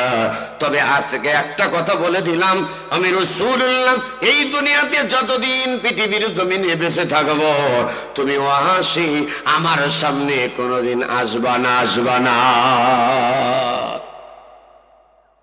এই জন্য আপনাদের দৃষ্টি আকর্ষণ করলাম, ওয়াহাশী সাহের জালিম যারা তাকান, জালিমের দোসর যারা তারা তাকান। আমরা ইসলামী আন্দোলন, কোরআনের আন্দোলন যারা করি, তাদেরকেও বলছি জালেমদের এত সহজে গ্রহণ করবেন না, সময় দেন।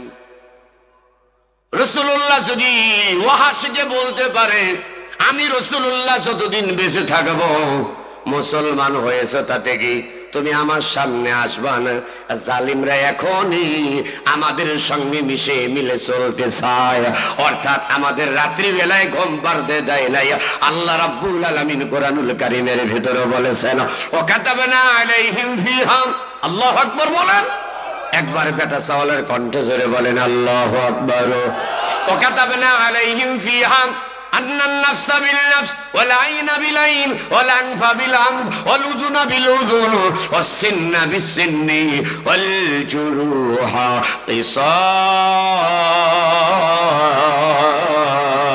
قصاص।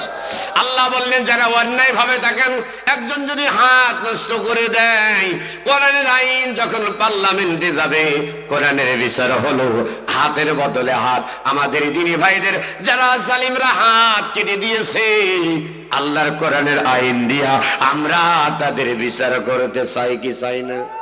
কারা কারা চান হাত তুলে বলেন, চাই কি চাই না? ভাই চান না নাকি? তাহলে হাত তোলা লাগবে। এই ডানে বামে তাকান, কেরা হাত তোলে নাই? মনে করো ওইটা জালিম। লিল্লাহি তাকবীর, হাত নামান। তাহলে আল্লাহর কোরআনের আইন হলো হাতের বদলে, জোরে আমি আগেরটা বলবো পরেরটা আপনারা, হাতের বদলে, পায়ের বদলে, চোখের বদলে, কানের বদলে, নাকের বদলে, দাঁতের বদলে, হত্যার বদলে। হত্যা এর আগে কোন বন্ধুত্ব করা যাবে? আরো জোরে বলে যাবে। এই জন্য আল্লাহর আইন চাই, সৎযোগ্য লোকের শাসন চাই। বালকের তাকান, জালিম যারা আছে আমাদেরকে রাত্রে বেলায় যারা দিনের পর দিন রাতের পর রাত ঘুমাইতে দেয় নাই, ওই জালিমদের কি হামলা মামলা করব না, আমরা কোরআনের আইনটা বিচার করব, ওদেরকেও কিন্তু ঘুম থেকে বিরত রাখা লাগবে। ওরা ঘুম পাড়তে আমাদের জমিনের ফসল আদি নষ্ট করে দিয়েছে, ওদের আবাদ ফসল, ওদের ব্যবসা বাণিজ্য সিলগালা হবে। অবৈধ যত সম্পদ আছে সব সম্পদের হিসাব নেওয়া হবে।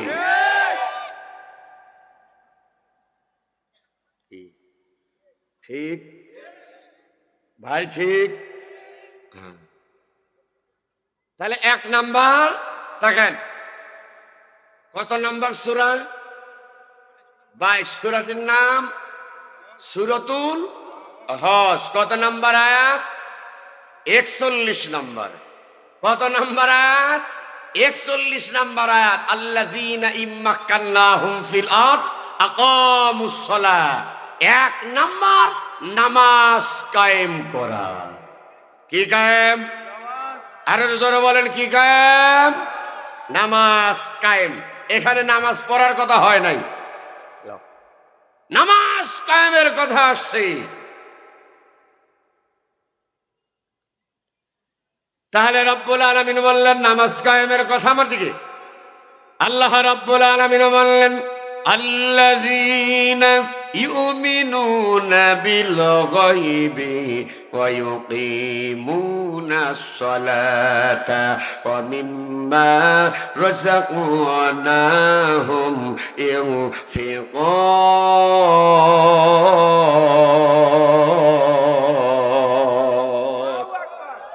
1 নম্বর আল্লাযীনা ইউমিনুনা বিল গায়ব, গায়েবের উপর বিশ্বাস করা, অদৃশ্য জিনিসের উপর ঈমান আনা। এইবার বলুন আমার আল্লাহকে কি দেখা যায়? যারা বললেন না তারা কি 2-4 দিন দেখছেন? আমার আল্লাহকে কি দেখা যায়? পয়গম্বর মুসা নবী আল্লাহরে বলেছেন আল্লাহ তোমারে দেখতে চায়, রব্বি আরিনি। আমার আল্লাহ বললেন লান তারানি, হে মুসা তুমি আমারে দেখতে পাবে। তাহলে পয়গম্বর মুসা নবী দেখতে পায় নাই। আমাদের দেশের কিছু ভণ্ড বাবা আছে, তারা নামাজ কালাম পড়ে না, ছেলে মেয়ে একসঙ্গে জিকির করে, আছে না না? আমার বাপজান লম্বা আমি করব না। 2 নম্বর ওয়া ইউকিমুনাস সালাত, নামাজ কায়েম করেন। যেই দলের নেতা নামাজ পড়ে, আজান হলো মসজিদে, হাইয়া আলাস সালাহ, নামাজের দিকে আসো, হাইয়া আলাল ফালাহ, কল্যাণের দিকে আসো, তাকান নামাজের জন্য। মসজিদে যখন আজান হয়ে গেল, নেতা ডাক দেয়া বললেন বক্তব্য চলছে, তুমুল আকারে বক্তব্য। নেতা ডাক দেয়া বললেন কর্মীরা আজান হয়ে গেছে নামাজে, নেতা নামাজে যায়, কর্মীরাও নামাজে যায়।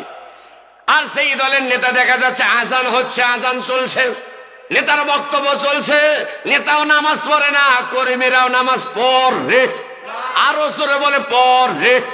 তাহলে বোঝা যাবে ওই নেতা কখনো আল্লাহর কর্মী হতে পারে, আল্লাহর দলের কর্মী হতে পারে। আল্লাহর দলের কর্মী যারা আজান শোনার পরে নামাজ পড়ার জন্য যাবে, তারা। নেতা যদি নামাজ পড়ে ওই নেতার পিছনে ঘোরা যাবে, নিজে পড়ে আর একজনকে নামাজের আদেশ করে। দেখেন মুসলমান, বাংলাদেশ জামাত ইসলামের নেতারা নামাজ পড়ে কি পড়ে না? যারা বললেন না আপনারা কি জানেন না নামাজ পড়ে কি পড়ে না? শুধু পড়ে না, তারাও কিন্তু নামাজ পড়া। ইমাম নাই, আজানে হয়ে গেছে, নামাজের সময় হুজুর আসে নাই। কি আসে নাই? হুজুর নাই। জামাত ইসলামের ইউনিয়ন আমির গেছে, ইউনিয়ন সেক্রেটারি হান্নান হয়েছে, আসে নাই। এখন মুসলিমরা করছে আপনি তো ইসলামী দল করে নামাজ পড়ান, হুজুর চলে গেল, জামাতের লোক পড়বে না, কথা বলেন না শুরু পারবে না। আপনাদের এখানে জানা যায় একটা মানুষ মারা গেল, রফিকুল ইসলাম খান সাহেব আসলেন, মৌলানা শাহিন আলম ভাই আসলেন, আলী আলম হুজুর আসলেন, স্যার আসলেন, বলা হলো নামাজ পড়ান। তারা কি জানাজার নামাজ পড়াতে পারবে কি পারবে না? এই জোরে বলেন পারবে কি পারবে না? আর বড় বড় যারা আছে, এই দল ও দল যত দলের নেতা আছে, তাদের বলবেন ভাই আসছেন আপনাকে ভোট দিয়া এমপি নির্বাচিত করছি, আজকের জানাজার নামাজটা আপনি পড়াবেন। পারবে? আর এখন পারবে? মসজিদে ইমাম নিয়োগের সময়, ইমাম নিয়োগের সময় যে ইমামের চাকরি 1 মাস পর 10 দিন পরেও মানা করে দিতে পারে, কতক্ষণ না কেন সেই ইমাম নিয়োগের সময় তার সূরা কেরাত দেখেন, তার স্বভাব চরিত্র দেখেন, দাড়ি ছোট না বড়, সুর লিয়ান কেমন। আর সে 5 বছরের ইমাম বানাবেন। কয় বছর? কথা কন না।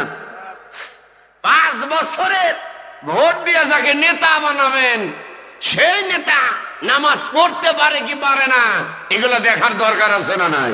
বিড়ি সিগারেট গাঁজা ধক ধক করে খায় কিনা এটা দেখে শুনে নেতা বানানোর দরকার আছে না নাই? আপনারা কি মদখোর নেতা বানাতে চান? এই কথা বলে রাখবে, মদখোর নেতা বানাতে চান? বেনামাজি নেতা বানাতে চান না নামাজি নেতা বানাতে চান? কারা কারা নামাজি নেতা বানাতে চান হাত তোলেন।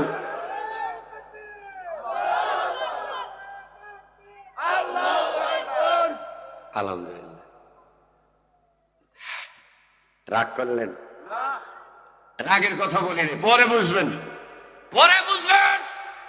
আল্লাহর এই কালাম কোরআন দিয়ে কথা বলেছি। নামাজ সংসদে কেন বিল পাস করা লাগবে বাধ্যতামূলক, আমি কয়েকটা মিনিটের ভিতরে এটি টানবো ইনশাআল্লাহ। আমার বাপজান, প্রথম বাংলাদেশ স্বাধীন হয়েছে 1971 সালে। দ্বিতীয় স্বাধীন আমরা পেলাম 2024 সাল জুলাই আগস্টের আন্দোলনে। 71 থেকে 24 পর্যন্ত এই যে 53-54 বছর হয়ে গেল। 3.5 লক্ষ মসজিদের ইমাম নামাজের জন্য ডাক দেয়, মুয়াজ্জিনরা ডাক দেয়, হাইয়া আলাস সালাহ, নামাজে আসো, হাইয়া আলাল ফালাহ, নামাজে আসো। সবাই নামাজের ওয়াজ করলাম, পীর মুরিদরা নামাজের ওয়াজ করলেন, মাদ্রাসার হুজুররা নামাজের জন্য ওয়াজ করলাম। জানাজার ময়দানে লাশকে সামনে রেখে নামাজ পড়ার জন্য আমরা বলি কি বলি না?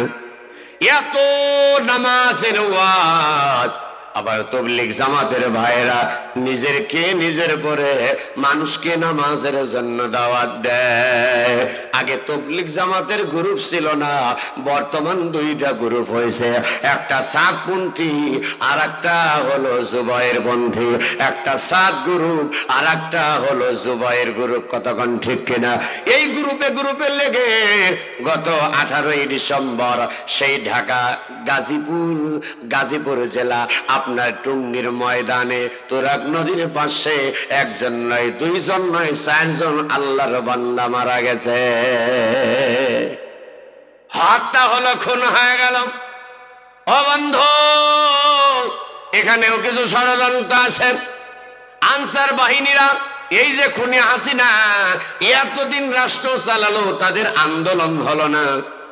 কতক্ষণ আন্দোলন দরকার হলো না? রিক্সা চালক ভাইরা তাদের এতদিন আন্দোলন করা লাগলো না, আনসারদের আন্দোলন করা লাগলো না। হাসিনা গেছে, আন্দোলন শুরু হয়েছে। তার কারণ হলো রিক্সা শ্রমিকদের মাধ্যমে আবার স্বৈরাচারী বাংলাদেশে আসতে চায়। জনগণ বুঝতে পেরে একেবারে ডান্ডা মেরে ঠান্ডা করে দিয়েছে, তাদেরকে রাস্তায় আর থাকতে দেওয়া হয় নাই। যেরকম ঠিক কিনা? আবার আনসারদেরও তাই করা হলো। শুধু ছক্কা আর্মি ভাইয়েরা দেখলাম রিক্স একটা নিচে খালি মারে ছক্কা। রিক্স না নিলে ছক্কা হয়? কথা কেন পারে? রিক্স না নিলে ছক্কা হয়? খালি ঘুরে ঘুরে সাইর হয়, সাইর হয়। আর যখন রিক্স একটা সৌম্য সরকার নিচে দেখলাম ছক্কা হয়ে গেছে। কথা কেন? আর্মি ভাইরা রিক্স একটা নিচে ছক্কা মারে দিছে, আনসাররা ঠান্ডা হয়ে গেছে। আর 1 জানুয়ারির বছর আসলেন, এই 16 বছর তাদের আন্দোলন লাগলো না। তারা হলো ইসকনের নাম দিয়া যারা রাজনীতিতে ফিরতে চায়, বাংলাদেশ থেকে পালিয়ে ভারতে গেছে তারা, আবার আসতে চায়। এখন আপনাদের বুঝাবার জন্য বলছি, এই যে টুঙ্গির ময়দানে যে হত্যা হলো এমনি এমনি হয় নাই। সাদ সাহেবের বাড়ি কোন জায়গায় জানেন না আপনারা? এই সাদ সাহেবের বাড়ি কোথায়? ভারতে। জোরে বলে কোথায়? ভারত। একসাথে বলা লাগবে, যাদের ইমান আছে তারা বলবে, কারণ ভারত এরা জাতীয় শত্রু বাংলাদেশের। কথা ঠিক কিনা? সাদ সাহেবের বাড়ি কোথায়? মোদির বাড়ি কোথায়? আপনাদের শেখ হাসিনা বর্তমান আছে কোথায়? বুঝলেন? সাদেক দিয়া মোদি হাসিনা কান পরাইয়া দিছে। আমাদের চামচাগুলা জামাত শিবিরের রাজনীতি নিষিদ্ধ করে দিছিলাম নির্বাহী পরিষদ নিয়ম। ওয়ামাকারু ওয়ামাকারাল্লাহ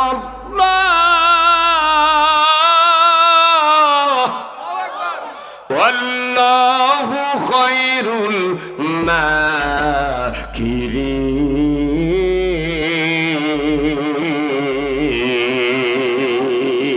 দুই হাত টান করে জোরে বলেন আল্লাহু আকবার, আরো জোরে বলেন আল্লাহু আকবার। লিল্লাহি তাকবীর। আমার সঙ্গে হাত নামান। এই যে মাঝখান, এই ডাইন পাশের লোক তাকবীর দিবেন, বামের লোক দিবেন না। কারণ 12টা বেজে গেছে তো দুই একজন একটু ঝুমানি আসতেই পারে, স্বাভাবিক।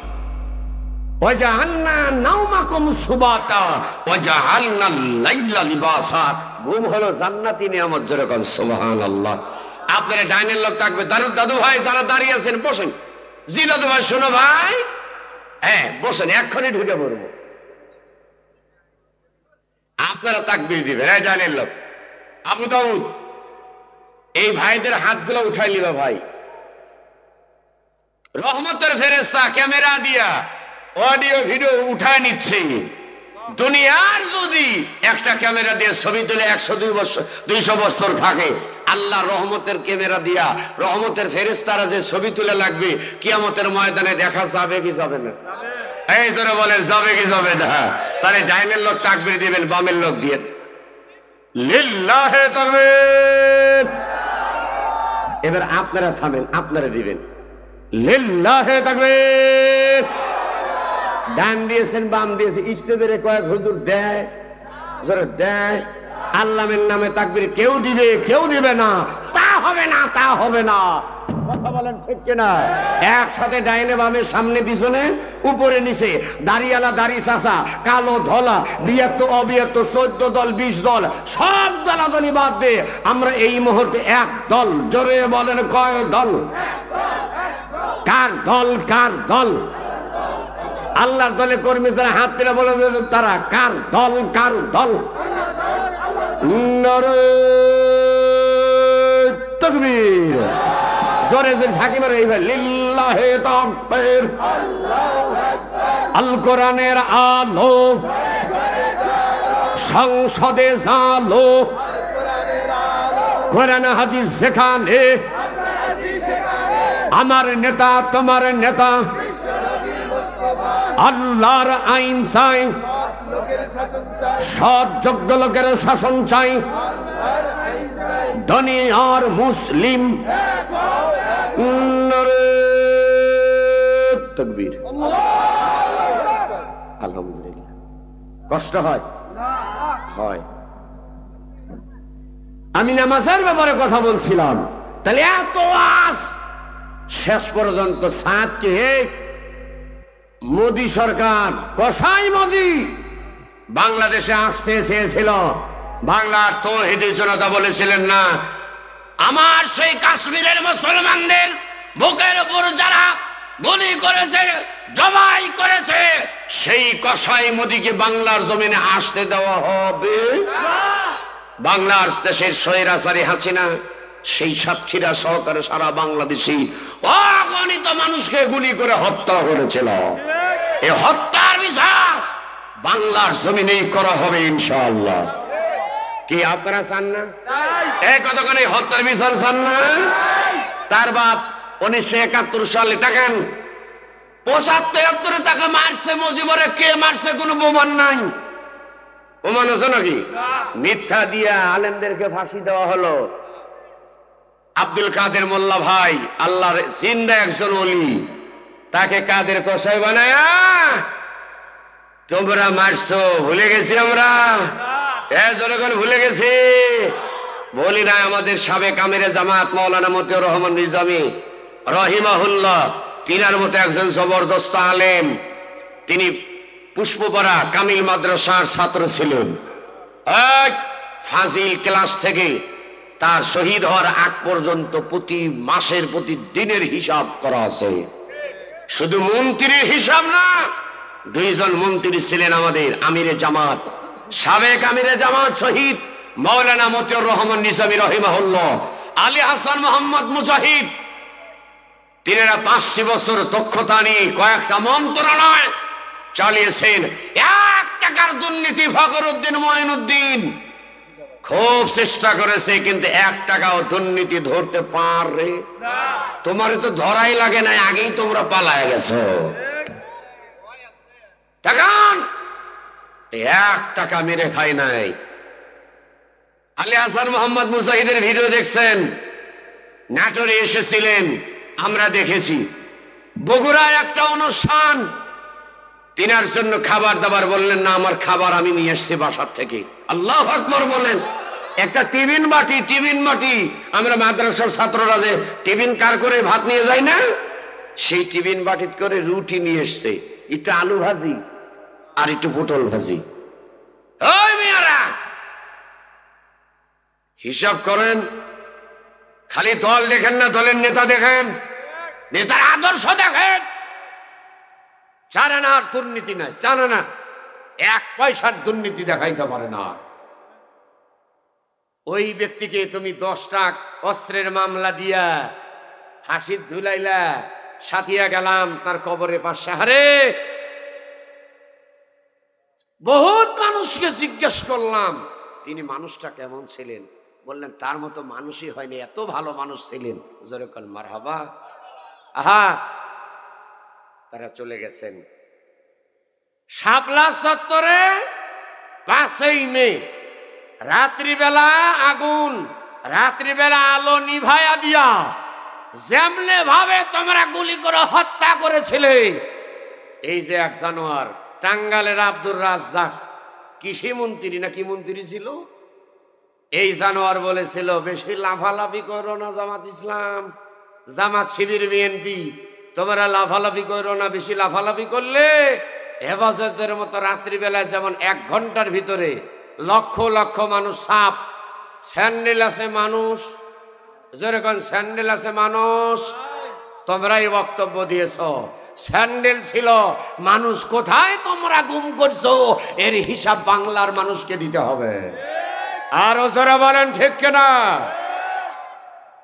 এই কথাগুলো যারা বলতে পারবে না তাদের ঈমান দুর্বল। বক্তা হয়েছি হাসিনার আমলে, ভাই বক্তা হয়েছি হাসিনার আমলে, স্বৈরাচারের আমলে। তখন আমি মিজানুর রহমান নাটোরীর কণ্ঠ বন্ধ করতে পারে নাই, আজিজুল ইসলাম জিহাদির কণ্ঠ বন্ধ করে নাই। আল্লাহর জমিনে দিন কায়েমের কথা বলেছি, যতদিন বেঁচে থাকবো ততদিন কথা বলবো। তোমরা আসো, বলছো খেলা হবে, আসো আসো, তোমরা আসো, খেলা হবে। কতক্ষণ না তোমাদের আব্বা খালুয়ার নাই, তোমাদের দুলা ভাই পুলিশ পেলেছো, কুত্তালিক কিছু ছিল আর কিছু পুলিশ লিগ ছিল। ওই হারুন, জানোয়ার হারুন, মনির, বিপ্লব, ওই জানোয়ারের বাচ্চাগুলা কোথায় আস? কতক্ষণ না হ্যাঁ, ময়দানে আসো। রেফারি একজন মাঝখানে থাকবে, রেফারি ছাড়া কোনো খেলা হবে? আর জোরে বলে লেফারি ছাড়া খেলা হবে? জানোয়ার গুলা সাবধান, এদের বিচার একটা একটা করে করা হবে। শহীদ আবু সাইদ, রংপুরের যুবকেরা শোনো, যে আবু সাইদের রক্ত দেখে তুমি ঘরে বসে থাকতে পারো নাই, তুমি স্লোগান দিয়েছো, তোমার বাবা নিষেধ করেছে, মা নিষেধ করছে, শোনো নাই দিয়েছ। নির্মুগ্ধ বলেছে পানি লাগবে, পানি। আরে ওই ছেলেটাকে তোমরা হত্যা করে ফেললে, 2000-এর উপরে মানুষ তোমরা খুন করেছ। সারা বাংলাদেশের 18 কোটি মানুষ দেখেছে, সারা বিশ্বময় তুমি যে একটা খুনি হাসিনা, সারা বিশ্বময় মানুষ জানে। এর বিচার তোমাকে বাংলার জনগণই করবে, কেউ তোমাকে ছাড় দিবে না। 2 হাত তুলে কথা বলেন ঠিক কিনা? কেউ যদি বিচার না করে, কেউ যদি বিচার না করে, তাহলে শহীদদের রক্তের সঙ্গে বেঈমানি করা হবে। কথা বলেন ঠিক কিনা? আমরা আল্লাহর কোরআন দিয়ে বিচার করব। কি দিয়া? আরো জোরে বলেন না, কি দিয়া? আল্লাহর কোরআন দিয়ে বিচার করব। 1 নম্বর নামাজের বিল এত, তাহলে নামাজের ওয়াজ। একটা গ্রাম 9 বছরের রাজা, 10 বছরের সাজা, মরহুম আলহাজ হুসাইন মোহাম্মদ ইরশাদ চাচা, তার আমলে একটা হিসাব, 68,000 গ্রাম বাংলা, 68,000 গ্রামের ভিতরে একটা গ্রাম নিলাম। এত ওয়াজ দিয়া একটা গ্রামের 100% কি নামাজি আছে? 100% একটু বুঝে শুনে বলুন। একটা গ্রামে 100% নামাজি কি আছে? তাহলে 68,000 গ্রামের ভিতরে একটা গ্রামে যদি এই 53-54 বছর স্বাধীন হওয়ার পরে এত ওয়াজ দিয়া যদি 53-54 বছরে একটা গ্রামের যদি 100% নামাজি না হয়, তাহলে কত লক্ষ বছর ওয়াজ করলে 100% নামাজি হবে বলতে পারবেন? এজন্য আল্লাহ বললেন, তুমি যদি তেঁতুল গাছ লাগাও, তেঁতুলি বাবা, তেঁতুল গাছ লাগায়া খেসা, তুমি যদি আম চাও, খেসাপাত আম চাও, আমরুপালি চাও, কখনো পাওয়া যাবে? জোরে বলেন যাবে? কলা গাছ লাগায়া লিচু পাওয়া যাবে?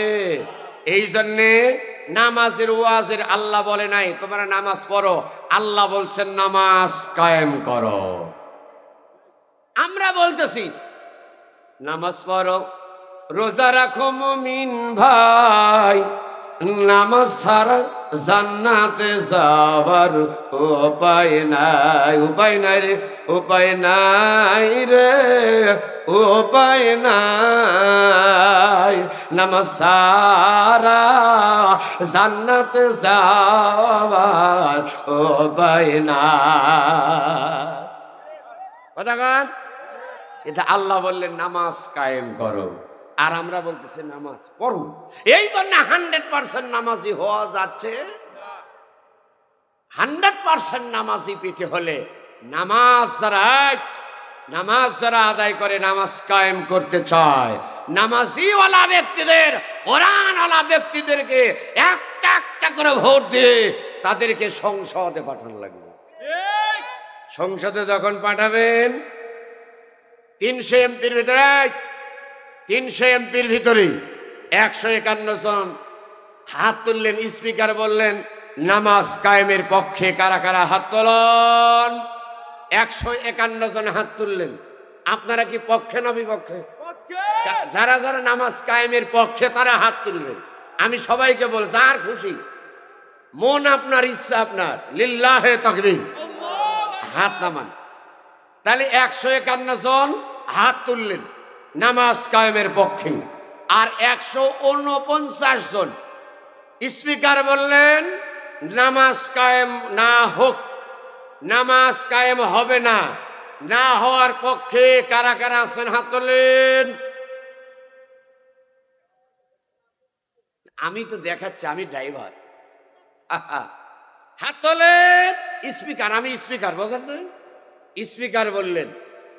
এখন 149 জন বললেন না না না, 3 বার বললেন।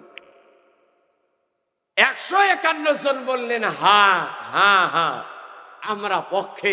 স্পিকার সঙ্গে বলবেন হা জয়যুক্ত, হা জয়যুক্ত, হা জয়যুক্ত। আজ থেকে এই বাংলাদেশের সংসদে যাদের বয়স প্রাপ্তবয়স্ক হয়েছে তাদের বাধ্যতামূলক 5 ওয়াক্ত নামাজ পড়তে হবে মসজিদে গিয়ে। যেরকম সুবহানাল্লাহ। আমি স্পিকার বললাম হ্যাঁ জয়যুক্ত। এইবার যারা যারা নামাজ কায়েমের পক্ষে হাত তোলুন, হাত তোলুন, বলেন হ্যাঁ। নামাজ কায়েমের পক্ষে বলুন হ্যাঁ। আর একবার বলুন হ্যাঁ। আলহামদুলিল্লাহ, হাত নামান। স্পিকার, আমি এই সংসদ, যদিও বাংলাদেশের পার্লামেন্ট আলাদা, আপাতত কোরআনের সংসদ থেকে আমি পাশ করে নিলাম।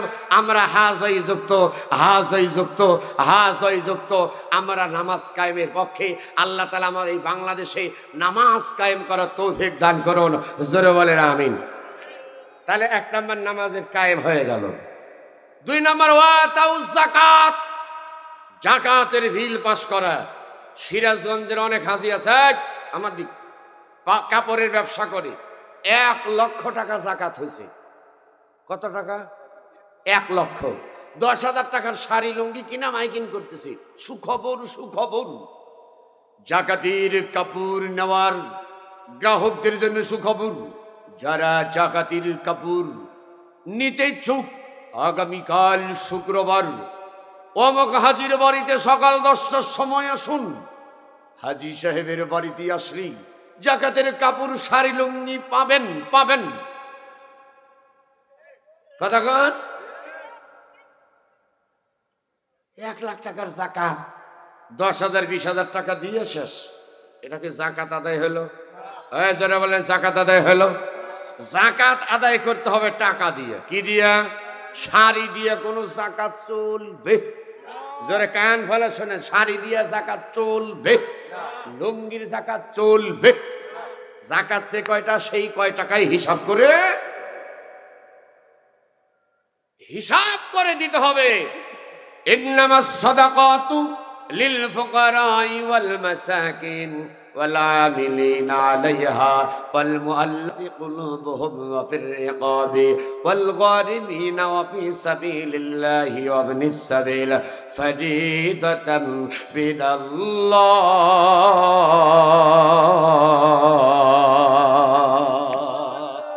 8টা খাত আছে জাকাতে। এই 8টা খাতের ভিতরে 1 নাম্বার ইন্নামাস সাদাকাতু লিল ফুকারা, 1 নাম্বার ফকির, 2 নাম্বার ওয়াসাল মাসাকিন মিসকিন। এদেরকে হিসাব করে জাকাতের দিতে হবে। তখন তাহলে 3 নাম্বার আইন পাস হয়ে গেল।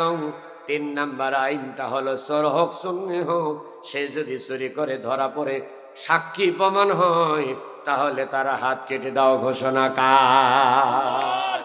চোর সুন্নি লক্ষ লক্ষ টাকা আত্মসাৎ করে বাংলাদেশ ব্যাংকে জায়গা হয় নাই, সুইস ব্যাংকে যারা টাকা রেখেছে ওই টাকাগুলো নিয়ে এসেন।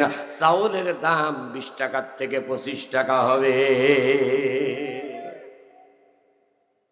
গরিবের টাকা সুস্তে সুস্তে বেগম পাড়ায় বাড়ি করেছেন, কানাডা বাড়ি করেছেন, থাইল্যান্ডে বাড়ি করেছেন। গরিবদের টাকা লুটপাট করে বিদেশে পাচার করেছেন। ইউনূস সরকারকে বলবো, যারা পাচার করেছে তাদের টাকা নিয়ে আসেন এবং তাদেরকে ধরে একটা চোরের হাত কেটে ধরা। বাংলাদেশে আর কোনো চোর খুঁজে পাওয়া যাবে না।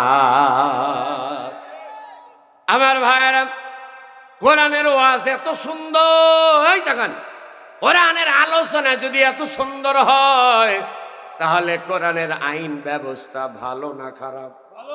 কোরআন দিয়ে যদি রাষ্ট্র চলে, এইখানে কোনো দলের ক্যানভাস না থাকান, দল কন্ট্রোল করতেছে না। আল্লাহর কালাম কোরআন দিয়ে আলোচনা, আপনারা চুপচাপ শুনতেছেন। নেতা বক্তব্য দেয়, কথা বলে, কিন্তু আমি কোরআন থেকে বক্তব্য দিলাম, ডাইনে বামে কিন্তু কোনো নজর নাই। যেরকম মারহাবা। তাহলে মসজিদে বক্তব্য দেয় ইমাম, মুসল্লি চুপচাপ শোনে। আর এই কোরআন দিয়ে যদি রাষ্ট্র চালানো হয়, বলুন তো দাদু ভাই, রাষ্ট্রটা ভালো চলবে না খারাপ চলবে? আর একটা আইন পাশ হবে, অকরনা ফি বুয়ুতিকুন্না ওয়ালা তাবাররুজনা তাবাররুজাল জাহিলিয়াতিল উলা। ও দুনিয়ার মুমিনা মেয়েরা, শাবনুর মার্কা মিয়া, অববিশ্বাস মার্কা মিয়া, বুবলি মার্কা মিয়া, এখানু খান, যার নাম হলো সাকিব খান লুচ্চা খান। ঠিক বিয়ের আগেই পেটের ভিতর উঙ্গা উঙ্গা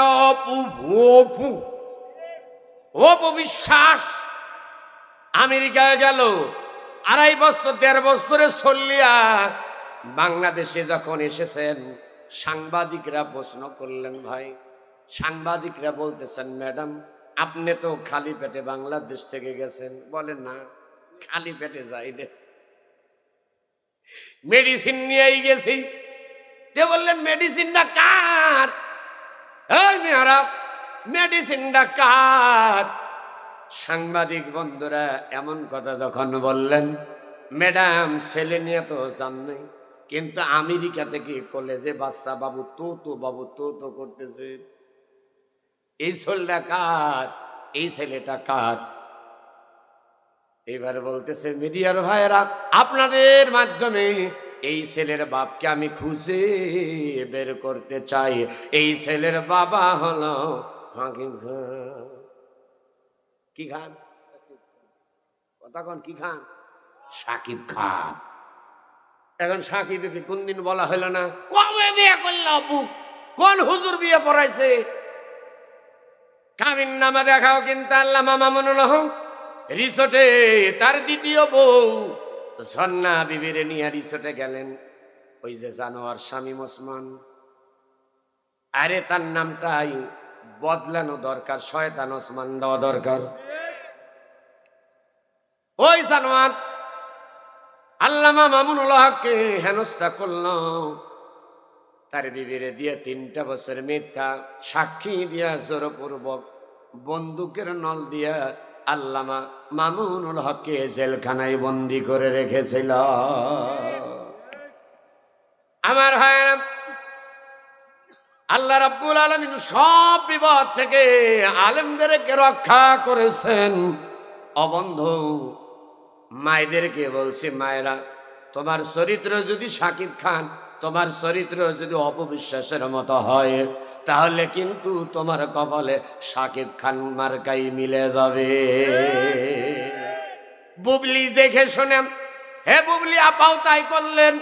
খালি পেটে গেল, মারলি আইলো বাবু তো উঙ্গা উঙ্গা কেডারে বলে, এটা সাকিব খানের দ্বিতীয় সম্রাট আব্রাহাম খান জয়। আর ছোটটার নাম কি ভুলে গেছি। মায়েদের বলবো গায়ে ভালো তার দুধ ভালো। ও মায়েরা, কোরআনের মাহফিল চলছে আর তোমরা বেশরমের মতো রাস্তা দিয়ে দলে দলে চলতেছ, তোমাদের লজ্জা থাকা দরকার।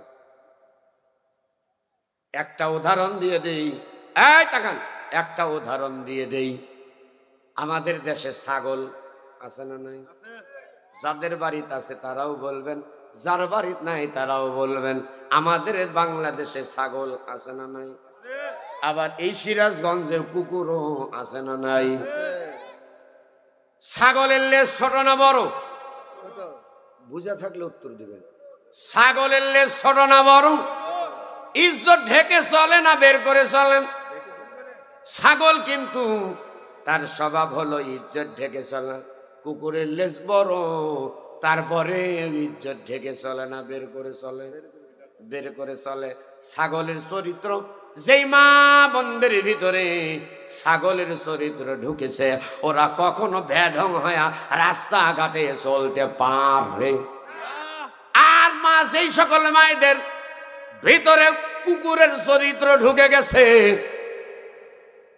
বড় লেজ থাকার পরেও ইজ্জত ঢেকে চলে। যাদের চরিত্র ভিতরে কুকুরের চরিত্র গেছে, ওরা পর্দা থাকতে চায় না, ওরা অর্ধলঙ্গ হয়ে যুবকদেরকে পাগল বানাতে চায়। ছাগল মার্কা যারা পর্দা থাকবে তারা, বেশরম কুকুরের মতো যারা, কুকুর মার্কা যারা বেহুদা অর্ধলঙ্গ হয়ে রাস্তা চলবে তারা।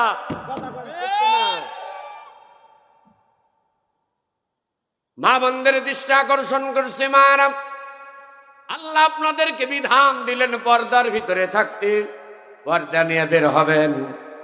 আপনাকে আল্লাহ স্বাধীনতা দিয়েছেন, তাকান। তাহলে আমরা 1 নাম্বার কিসের বিল? কিসের বিল? নামাজের বিল। ভুলে গেছেন? কিসের বিল? নামাজের বিল পাশ করতে চাই। আল্লাহর রহমতে আমার এখান পাশ। 2 নাম্বার যাকাতের বিল পাশ করার দরকার আছে না নাই? আরো জোরে বলেন, আছে না নাই? যদি হয় তাহলে গরিব দুঃখী এইভাবে খুঁজে পাওয়া যাবে। আর তো জোরে কোন পাওয়া যাবে? হযরত ওমরের কথা বলি শেষ করে দেব। ওমর যাচ্ছে কিছু যাকাত দিবে। কি দিবে? জর্তা হয় না, কি দিবে? যাকাত দিবে। 3 দিন ঘুরছে, যাকাত লওয়ার কোনো মানুষ, একটা ফকিরের মতো, কাপড় তেমন ভালো টালো না, চেহারা কিরো হব্বু সব্বু। সালাম দিছে হযরত ওমর, আসসালামু আলাইকুম ওয়া রাহমাতুল্লাহি ওয়া বারাকাতু। আল্লাহর ওই বান্দা বলতেছে ওয়া আলাইকুমুস সালাম ওয়া রাহমাতুল্লাহি ওয়া বারাকাতু। ওমর বলতেছে ভাইরে আমি একটা বিপদে পড়ছি, এই বিপদ থেকে বাঁচাইতে পারবা? বলতেছে কি বিপদ? তে বলতেছে আমার কিছু জাকাতের টাকা আছে, এই জাকাতের টাকা নিয়ে 3 দিন ঘুরতেছি কিন্তু লোক পাচ্ছি না। তে তোমার মনে হচ্ছে একটু অভাব অভাব মনে হচ্ছে, তে তুমি যদি আমার এই জাকাতের টাকাটা নাও তাহলে আমি খুব বিপদ থেকে বাঁচবো। মারহাবা কোন, আচ্ছা জোরে কর। আল্লাহর ওই বান্দা ডাক দিয়ে বলতেছে ওমর ওহে পথিক, ইনি যে ওমর এটা আর জানি না, ওহে পথিক। তার তখন তার মিডিয়া ছিল না, মিডিয়া ছিল না, অনেক দূর। তখন বলতেছে ওহে পথিক আপনারা তো চিনি না, আপনি তো সামান্য কিছু নিছেন। তিনি একটা ওটা বার করে বলতেছেন এইগুলা হলো আমার জাকাতের টাকা, আমি যে 1 সপ্তাহ ধরে ঘুরতেছি, আমি জাকাতের টাকা দেওয়ার জন্য কোনো মানুষ খুঁজে পাচ্ছি না। জোরে বলেন আল্লাহু আকবার। এদেশে যখন ইসলাম কায়েম হয়ে যাবে দেখবেন গরিব থাকবে না, হানাহানি মারামারি কাটাকাটি থাকবে না, খুনাখুনি থাকবে না, জেনা ব্যভিচার অত্যাচার হাজানি সন্ত্রাসী সকলখড়ি খাদ্যে বেজাল ওজনে কম বাটপাড়ি গুলা থাকবে। শেষ ভালো তার, সব ভালো তার। আমরা আল্লাহর কোরআন দিয়ে দেশ চালাতে চাই। আপনার কোরআনকে মানেন তো? আচ্ছা বিএনপির লোক যদি ক্ষমতায় যায়, তারা যায় যদি কোরআন দিয়ে রাষ্ট্র চালায়, আপনার সমস্যা আছে? কথা বলা রাখবে, সমস্যা আছে? আমার কথা যে যাক, কিন্তু কোরআনের আইন চাই আমরা। জোরে বলেন। আমি বলতেছি না আমার জামাতে কি ভোট দেওয়া লাগবে, জামাতে কি ক্ষমতা বসান লাগবে না, আপনি যে যান ভোট গাছে দেন, কিন্তু কোরআনের আইন চাই। জোরে বলেন। আলহামদুলিল্লাহ, আলহামদুলিল্লাহ। এই মসজিদের জন্য মাহফিল আপনারা দিয়েছেন। শেষ কথা, আপনারা অনেক দেখেছেন জমিন চাষ করছেন নাঙ্গল দিয়ে, শেষ ওয়াজ। জমিন চাষ করছেন কি দিয়া? একটু বলবেন, না বললে হবে না। জমিন চাষ করছেন কি দিয়া? সেই জমিনে আবাদ করছেন ধান। কি ধান আবাদ করছেন, ধান উঠেছে পেকেছে, বস্তার করে নৌকাতে করে আপনার বাড়ি নদীর ওই পার, নৌকাতে করে ধান নিয়ে গেছেন বাড়িতে। তাহলে নাঙ্গল দিয়ে জমিন চাষ করলেন, জমিনে ধান আবাদ করলেন, ধান পেকে গেল, কেটে বস্তাত করে নৌকাত করে কোথায় নিয়ে গেলেন? বাড়িতে নিয়ে গেলাম। এবার ধান মাপার জন্য কি দরকার? একসাথে বলা, দাড়ি পাল্লা। ধান মাপার জন্য কি দরকার? মাশাআল্লাহ। আপনারা নাঙ্গল আলাদের দেখেছেন, আপনারা ধান আলাদের দেখেছেন, আপনারা নৌকা আলাদা দেখেছেন, কি করলেন? এবার দাড়ি পাল্লা আলাদের একবার দেখেন, কথা কয় না, একবার দেখেন ওরা কি করে। সেদিন এক মা বলতেছে ভালোই হবি, জামাতগারে ভোট দেওয়া লাগবি, ভালোই হবি। কে কচ্ছে? ওরা চোর চুরটা হবি না, ওরা বিড়ি সিগারেট খায় না, ওরা মদ খায় না, গাঁজা খায় না। জোরে কন মারহাবা, জোরে কন মারহাবা। ওরা নামাজ পড়ে, কোরআন দেয়। যদিও আমাদের একটু কষ্ট হবে। বললাম কে মা, কে? বলছে আমরা পর্দা করি না তো, জামাত গেলে তো পর্দার ভিতর থাকা লাগবে। আল্লাহু আকবার বলেন। এই মসজিদের জন্য অনেক কথা বললাম। আল্লাহ রাসূল বলেন মান বানা লিল্লাহি মাসজিদা বানাল্লাহু লাহু বাইতান ফিল জান্নাহ। একবার জোরে বলেন আল্লাহু আকবার। বিশ্বনবী বললেন মসজিদের ব্যাপারে, আল্লাহর নবী বললেন মসজিদ নির্মাণ করবে যারা আল্লাহর জান্নাতে যাবে তারা। মসজিদ নির্মাণ করবে সে আল্লাহর জান্নাত পাবে সে। আমি বলবো মসজিদ কার ঘর? আপনারা বলবেন আল্লাহর ঘর। আল্লাহর ঘর মসজিদ কার ঘর? মসজিদ বানাইছে কারা? আমরা। টাকা দিছে যারা বলবে তারা। মসজিদ বানাইছে কারা? আমরা। আমরা। জান্নাত বানাইছে আল্লাহ, জান্নাতে থাকবো আমরা। ফাদখুলি ফি ইবাদি ওয়াদখুলি জান্নাতি। আল্লাহ রাব্বুল আলামিন বললেন বান্দা বান্দিরা ইবাদত করবা আমি আল্লাহর, জান্নাত দেব আমি আল্লাহ। এই জন্যই মসজিদ নির্মাণের জন্য 10,000 20,000 কেউ যদি 50,000 টাকা দেন আমার পক্ষে থেকে নিতে কোনো আপত্তি নাই।